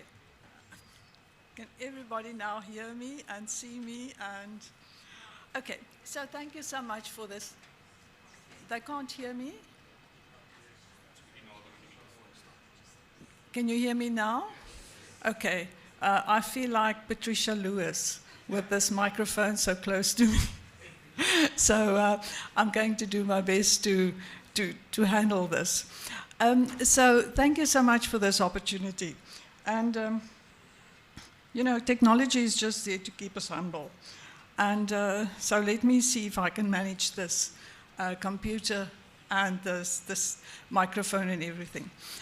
So first of all, I want to talk about the evaluation process. You know, I am passionate about awards programs, not about winning an award, but getting peer evaluation, to put yourself out there and ask your peers, which we select very carefully, to determine or to use a standard and then give your comments about how you perform against the standard. So how do we do this evaluation process? So first of all, we make sure that we have mature evaluators because we want quality comments.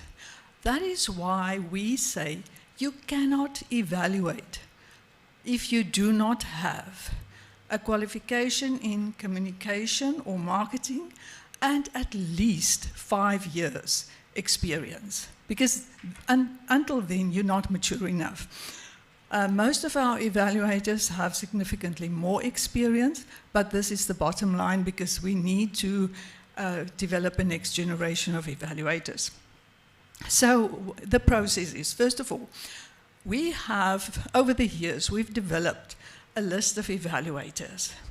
And there are many people in this room who has been evaluators and know the process. So we would make the list of all the business people and all the people from tertiary institutions and submit that to the board, the Mace board. And then they will look at the names on the list and say, yes, we want to add this or we don't want this person. I can't think that they've ever taken off a person, but they've added people.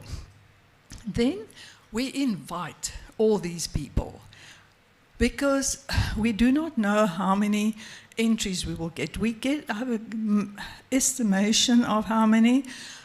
We don't want to give a pair because it's always tertiary institution and a business person evaluating together.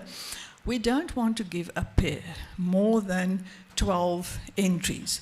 We say 16 when we invite them, that we have a little back door, but I don't want to give them more than 12. Why 12?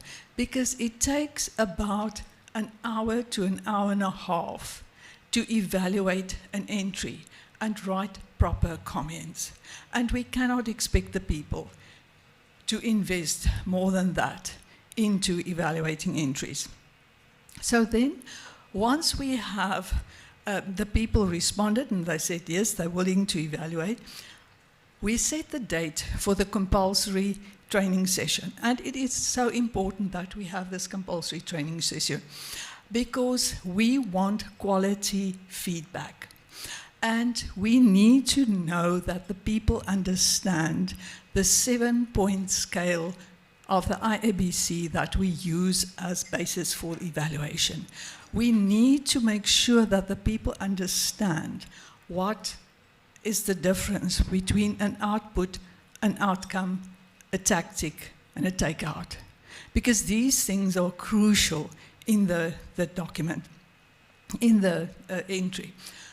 So then we present the training, and then we have the final panel.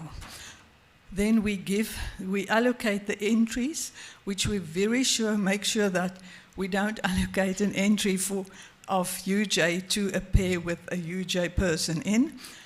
And we also make sure that if there are several entries from one institution in, say, for instance, media, that we give it to a specific group, that they can have a standard. And then they evaluate, they calibrate, they load the evaluation document on the site again, and then I moderate. I look at each pair's evaluations, and if I agree with their comments and their scores, I leave it. If I feel that they were either too lenient or too, hard on these poor entries, then I will review a couple of the evaluations. And sometimes, if I feel that a pair didn't understand the basics, which sometimes do happen, I re-evaluate all these entries, because it is crucial that these people trust the evaluation that they get back and that they trust the scores that they get back. So that's why we really want to have mature evaluators, and we're going to send out the invitations soon with the dates and everything, so please consider it favorably to be part of the panel. So now let's move on to presenting that winning entry. And if I listen to this presentation by Vic on the AI, I can just see this entry. And so first of all, especially for the younger people in the group, why should you enter your projects for this? First of all, for recognition, because your peers will evaluate it.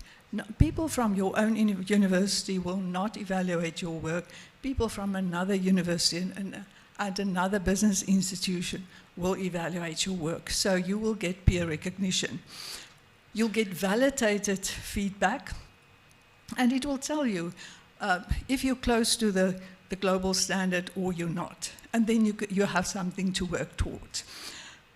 And at these awards events, of course, if you provide you opportunities to network, which is always important in a career, and it will build the reputation of the institution, which is very important because there are several awards, and then if an institution gets, for instance, the SARF award, it indicates that they have overall quality work that they submit.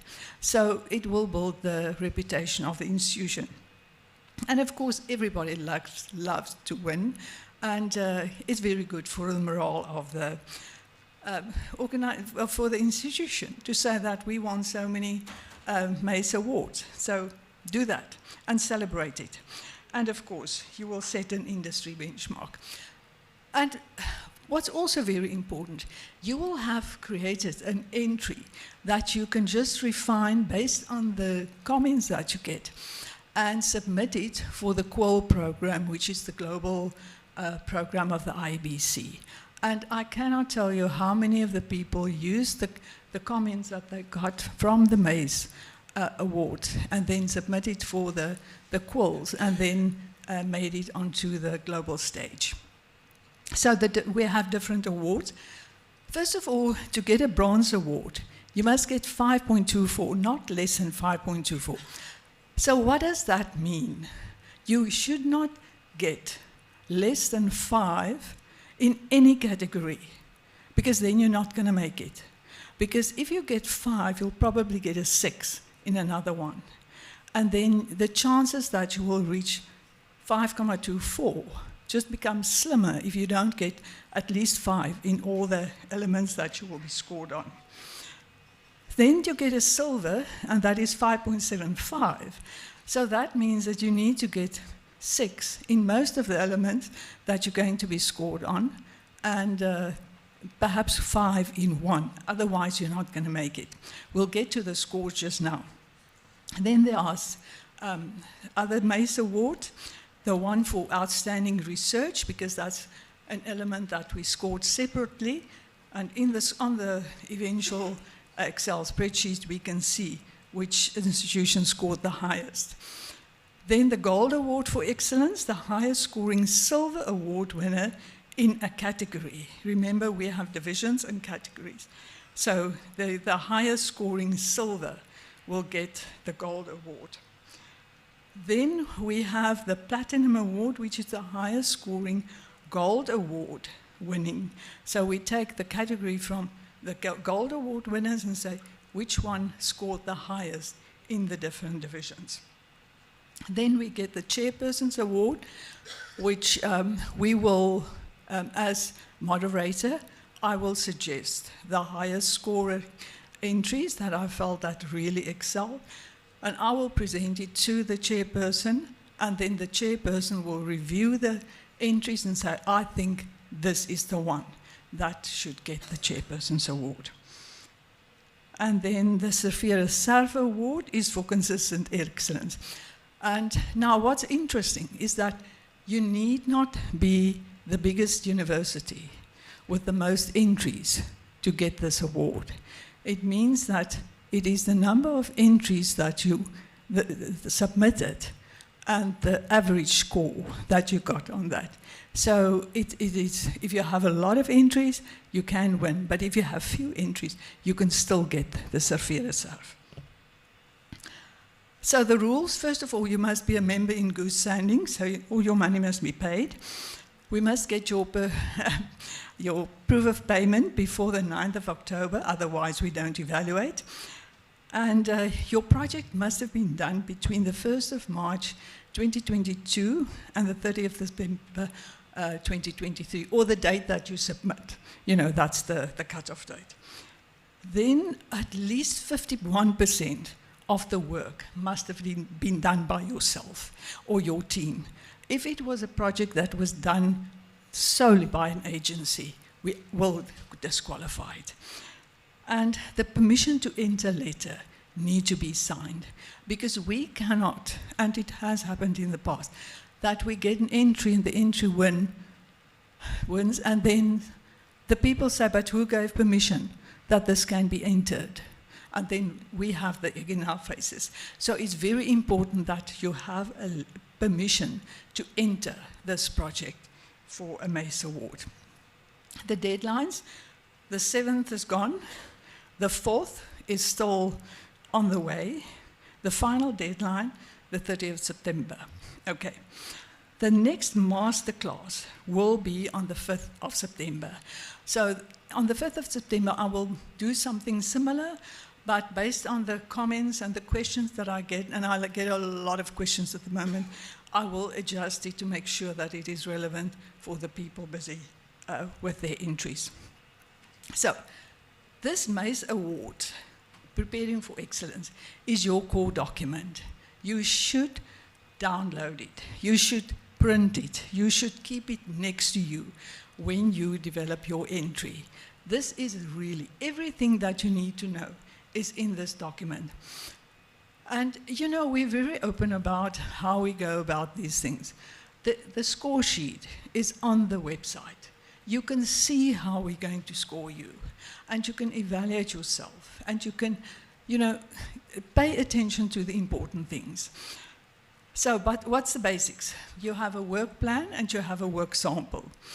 And the work plan is more the strategic part, and the work sample is the brag part. So in the work plan, you tell us how you developed it. And in the work sample, you give us actually what you did. Division 1, which is the strategic elements, you have 4 pages. Division 2, which is the media, you have 3 pages. Division 3, the skills, you have 2 pages. Now this sounds daunting, yes, because we want you to think very clearly what you want to say. And what is important is that in campaigns, we have 60% is work plan, 40% is work sample, so you can see where you need to pay attention. The Division 2, the media, 50-50, and skills, 40-60. So skills, you will present little content, but a lot of very good examples, because that is where we want to see, why do you feel this video, or why do you feel this story, or why do you feel this photograph is really worth an award. So, okay, we've spoken about the campaigns.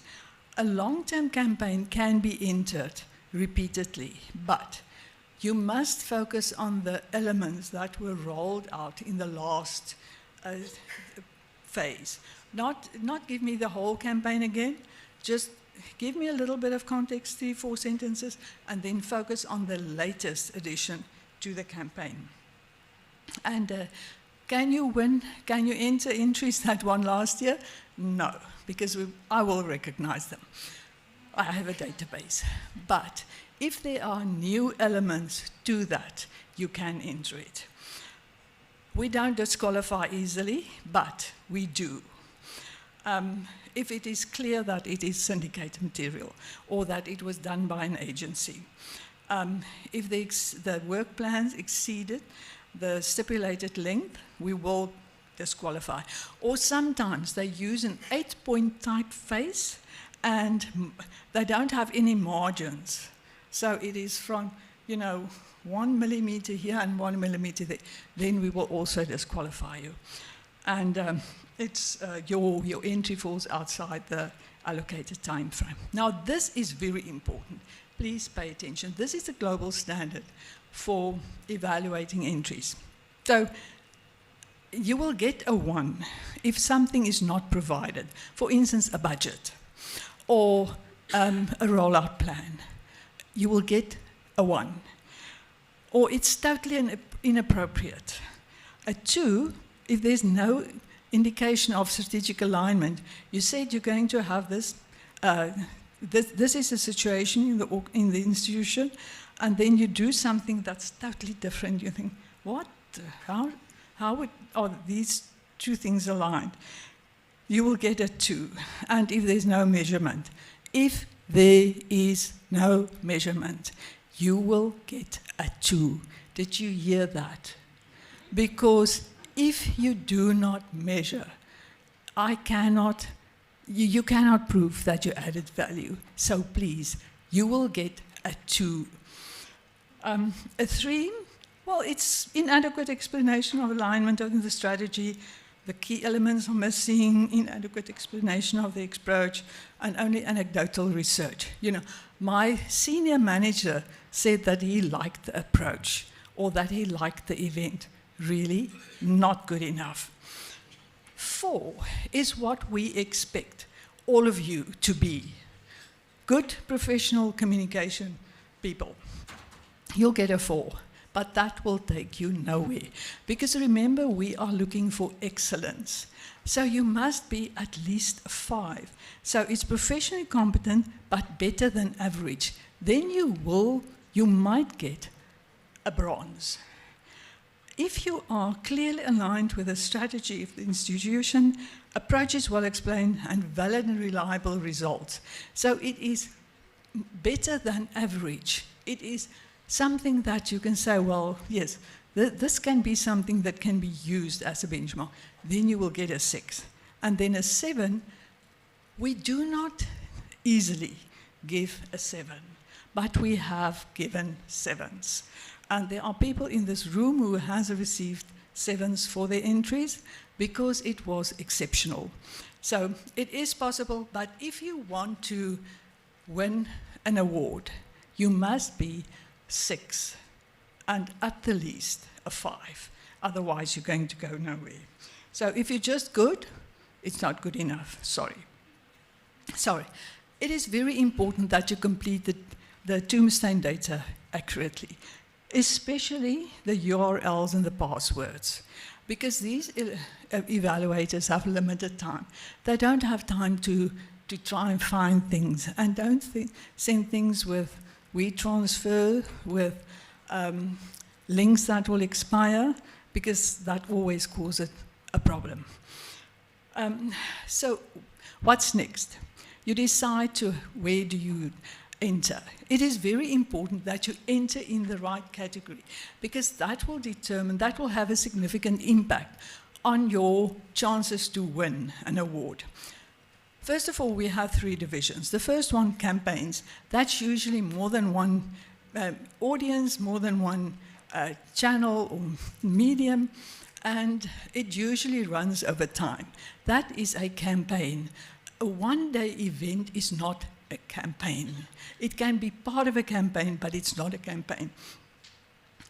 The next thing is media. So that is how you communicated your message. And what is important is that if we look at the next division, which is skills, your skills and your media can be part of your strategy.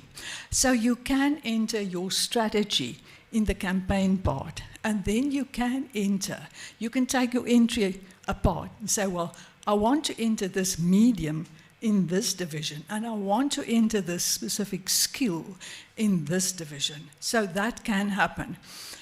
And it is a useful way to do it, but always remember, give a little bit of context about the campaign, because remember, the evaluators need to understand where this is coming from. So read the definitions, align your entry with the category and the division, and elements of the campaign can be entered in other divisions. What is very important, and please take note, don't just copy and paste. You need to rephrase certain things in your entry to make sure that it is relevant in a specific division and category. So don't just take what you entered in the campaign and plonk it into the skills. Rephrase it, custom-made it for the specific division and category. Then, always include context in the media and skills entries. So in your work plan, you tell your story. First of all, your background. Think of this evaluator being from Mars. She doesn't have a cooking clue about your institution. Remember, you must contextualize your institution and why you did what you did for this evaluator. So that's why you will say we have 7 campuses. We have diverse community with these people. We use only digital communication, because knowing that will enable the evaluator to understand why you did what you did. Just a short part, but it's very important to create a picture in the mind of the evaluator of where you're coming from. The next thing is the need for the project.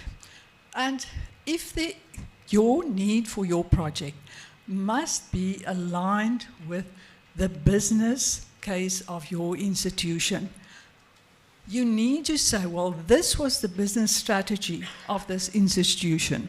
And this element of my communication related to this focus area of the institution, that will give you a lot of, it will have a positive impact on your score. Then it is important that this need for the project is the golden thread that runs through your whole document. Because the next thing you will do is you will tell us about your audience. Why is this audience important in relation to the business need for this project? For instance, a Heritage Day event. One of the focus areas of the institution might be diversity and inclusion and equity, and you say, okay, we had this. What do we know about our audience? Has there been incidents that indicate that there is a need for a project like this?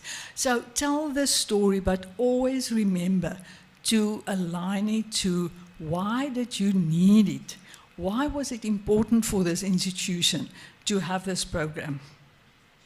And please, when you use data about your target audience, provide actual information. HR information, public domain information about the media use, because remember, how you contextualize your audience will impact on what you're going to communicate to them and the communication channels that you're going to use.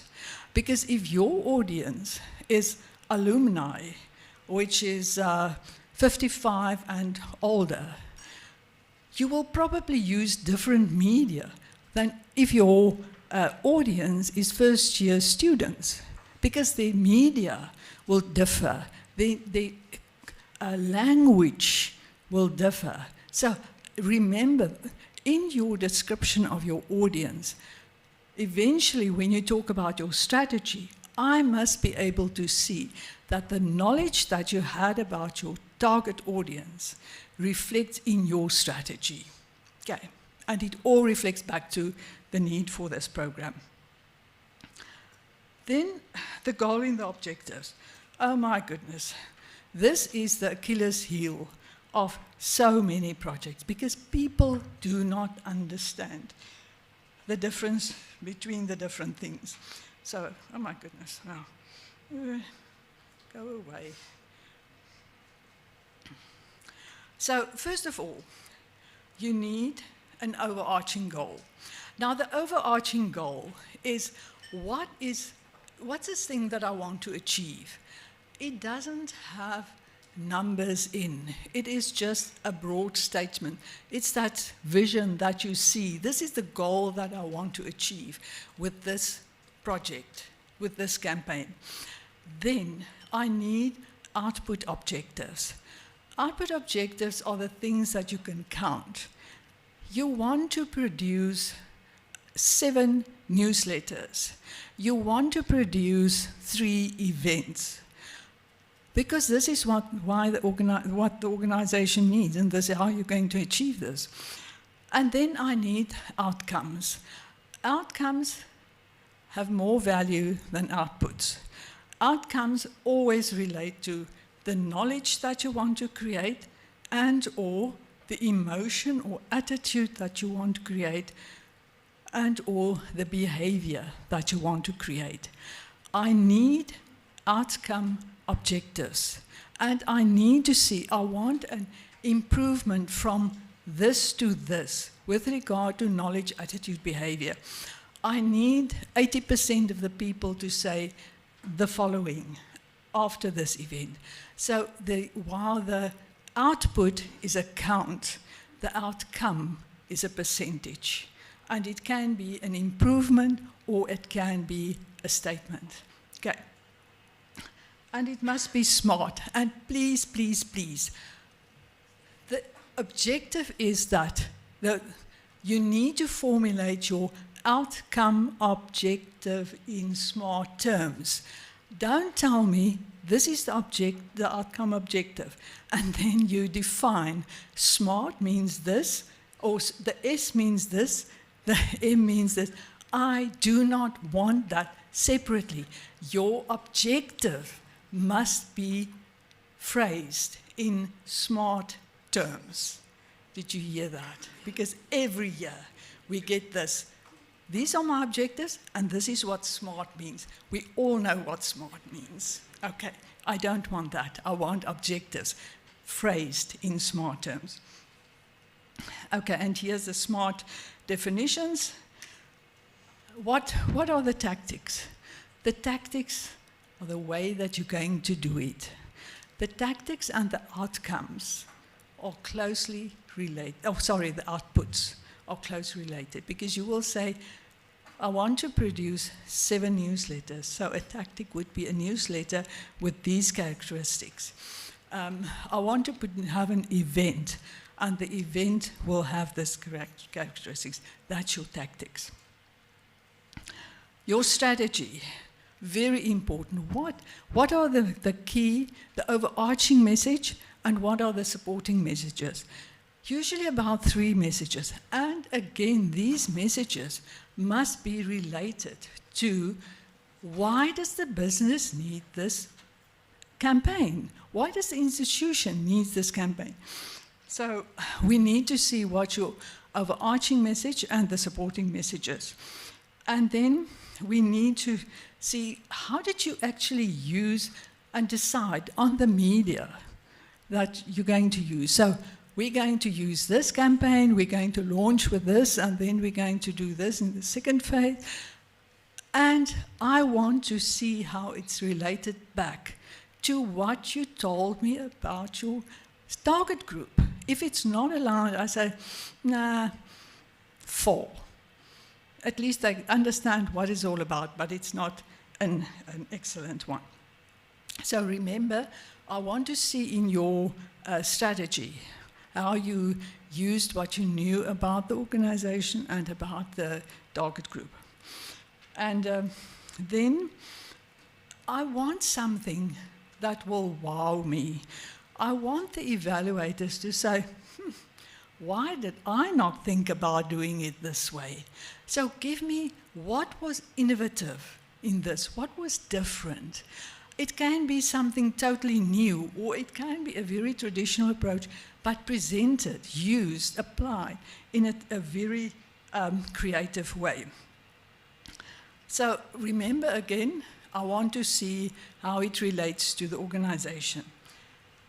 Then the implementation. Why you, in the strategy, you tell me how you put it together. Okay. In the implementation part, you tell me how did we roll it out. There I want to see numbers. I want to see that you had this much money, you had so many people, and what was your role in this whole thing? Because I want to see that you are a communication professional. I want to see how you managed your team and the external resources. So numbers are important. Budget, very important. Now, I know some people are sensitive about giving the amount. Give it to me as a percentage of your budget. Or you can even use the classic McDonald's scale. So if we, for the amount of money that we invested in this campaign for students, we could have bought each one of them, what's the basic McDonald's, or a Big Mac, or a whatever Mac. So you can also use the McDonald's scale. And if you don't know about the McDonald's scale, go and Google it. It is a valid way to present money. And indicate amount allocated to suppliers. Again, percentages will work fine. And tell me what they did and what you did. And for instance, you used a video,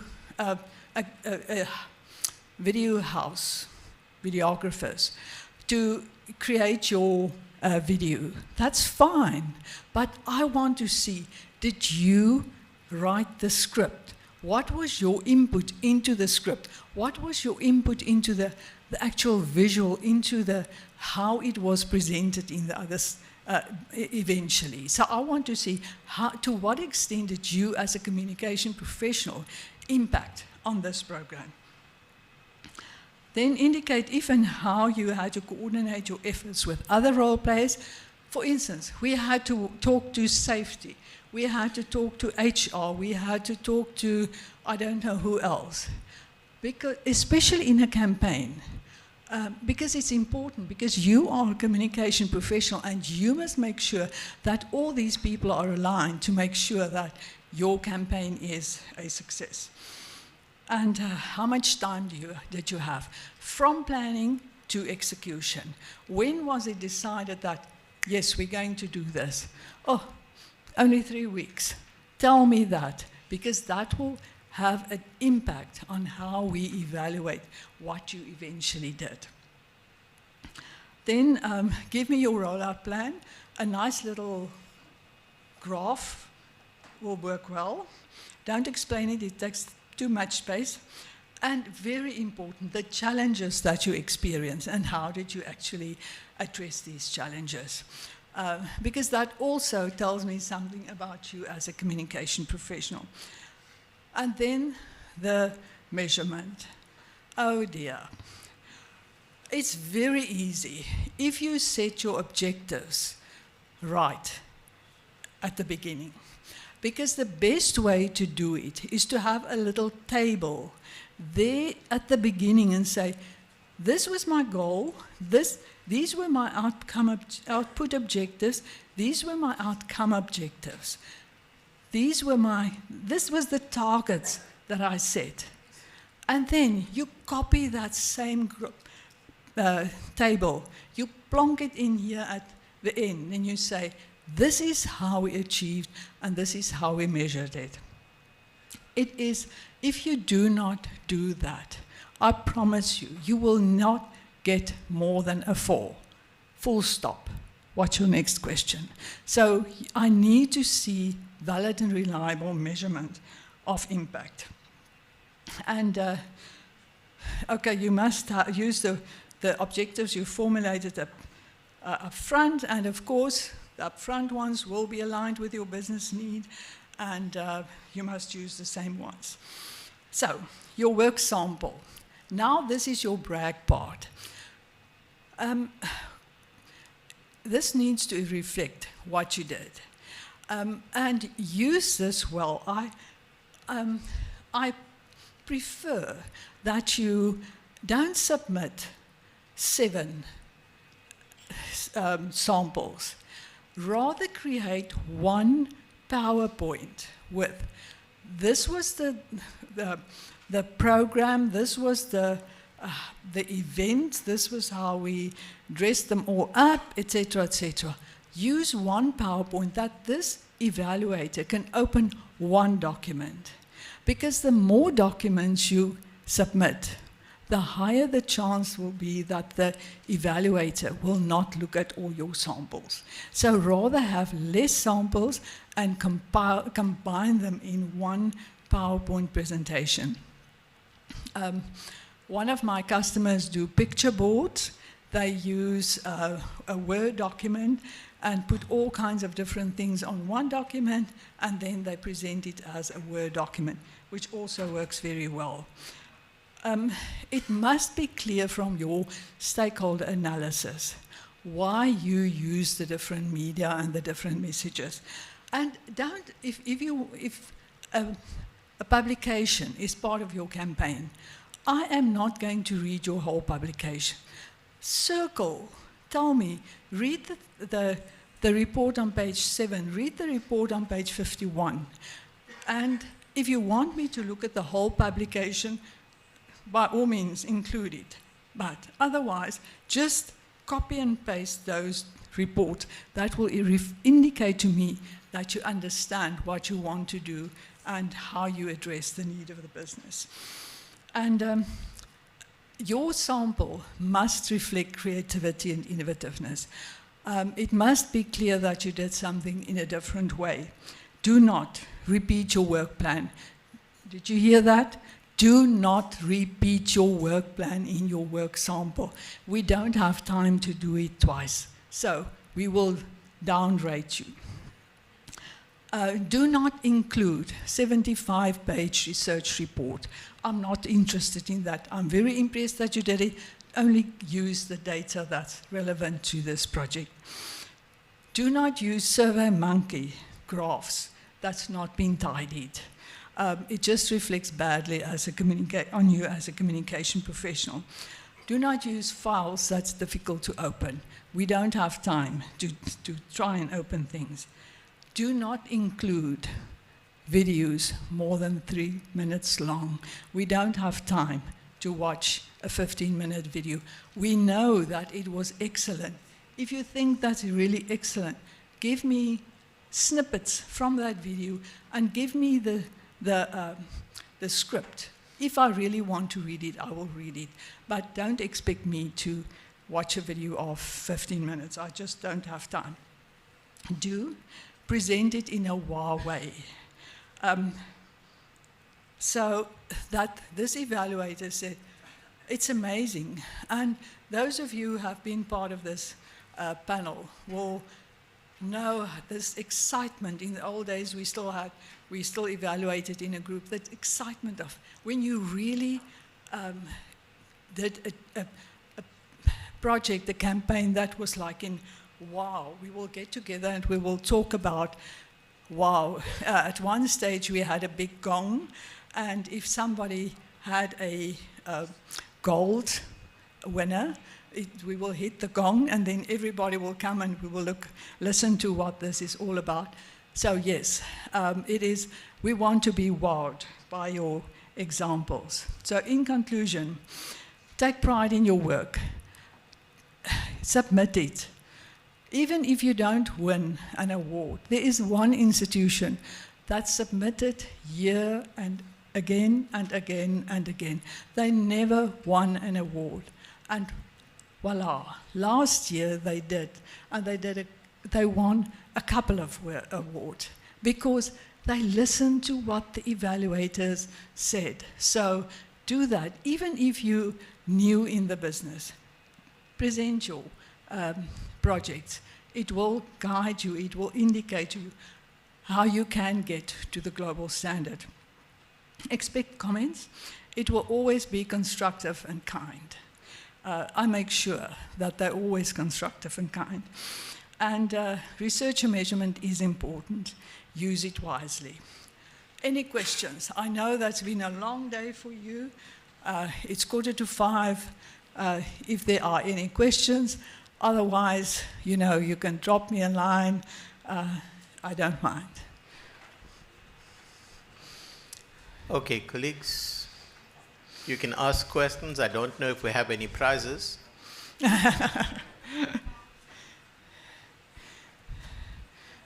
I think they're just too tired to ask a question now. But I want to just say they were very, very attentive to this session. Yeah. So it's like they only came for this. Colleagues, you have an opportunity just to clarify any of the points. I'm sure all of you are busy with your entries and you would like to win. So if there's any clarity you require whilst you have Amanda here, please make use of her sage advice. But again, drop me a line. You have my email address on the website. Then I can answer specific questions that you have.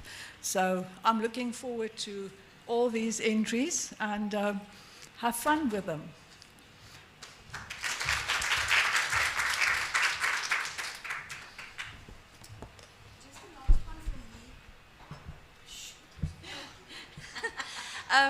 So colleagues, please just remember you must be a member if you enter the Excellence Awards. So go back, if you can just check your membership, if your institution is a member. If not, please just, you can contact me, you can contact Sylvanus and any of the board members. If you want to serve on the panel, also please let me know, and we'll definitely see that we have more of our colleagues on the evaluation panel for the Excellence Awards. Amanda, thank you very much. This is for you. Thank you very much.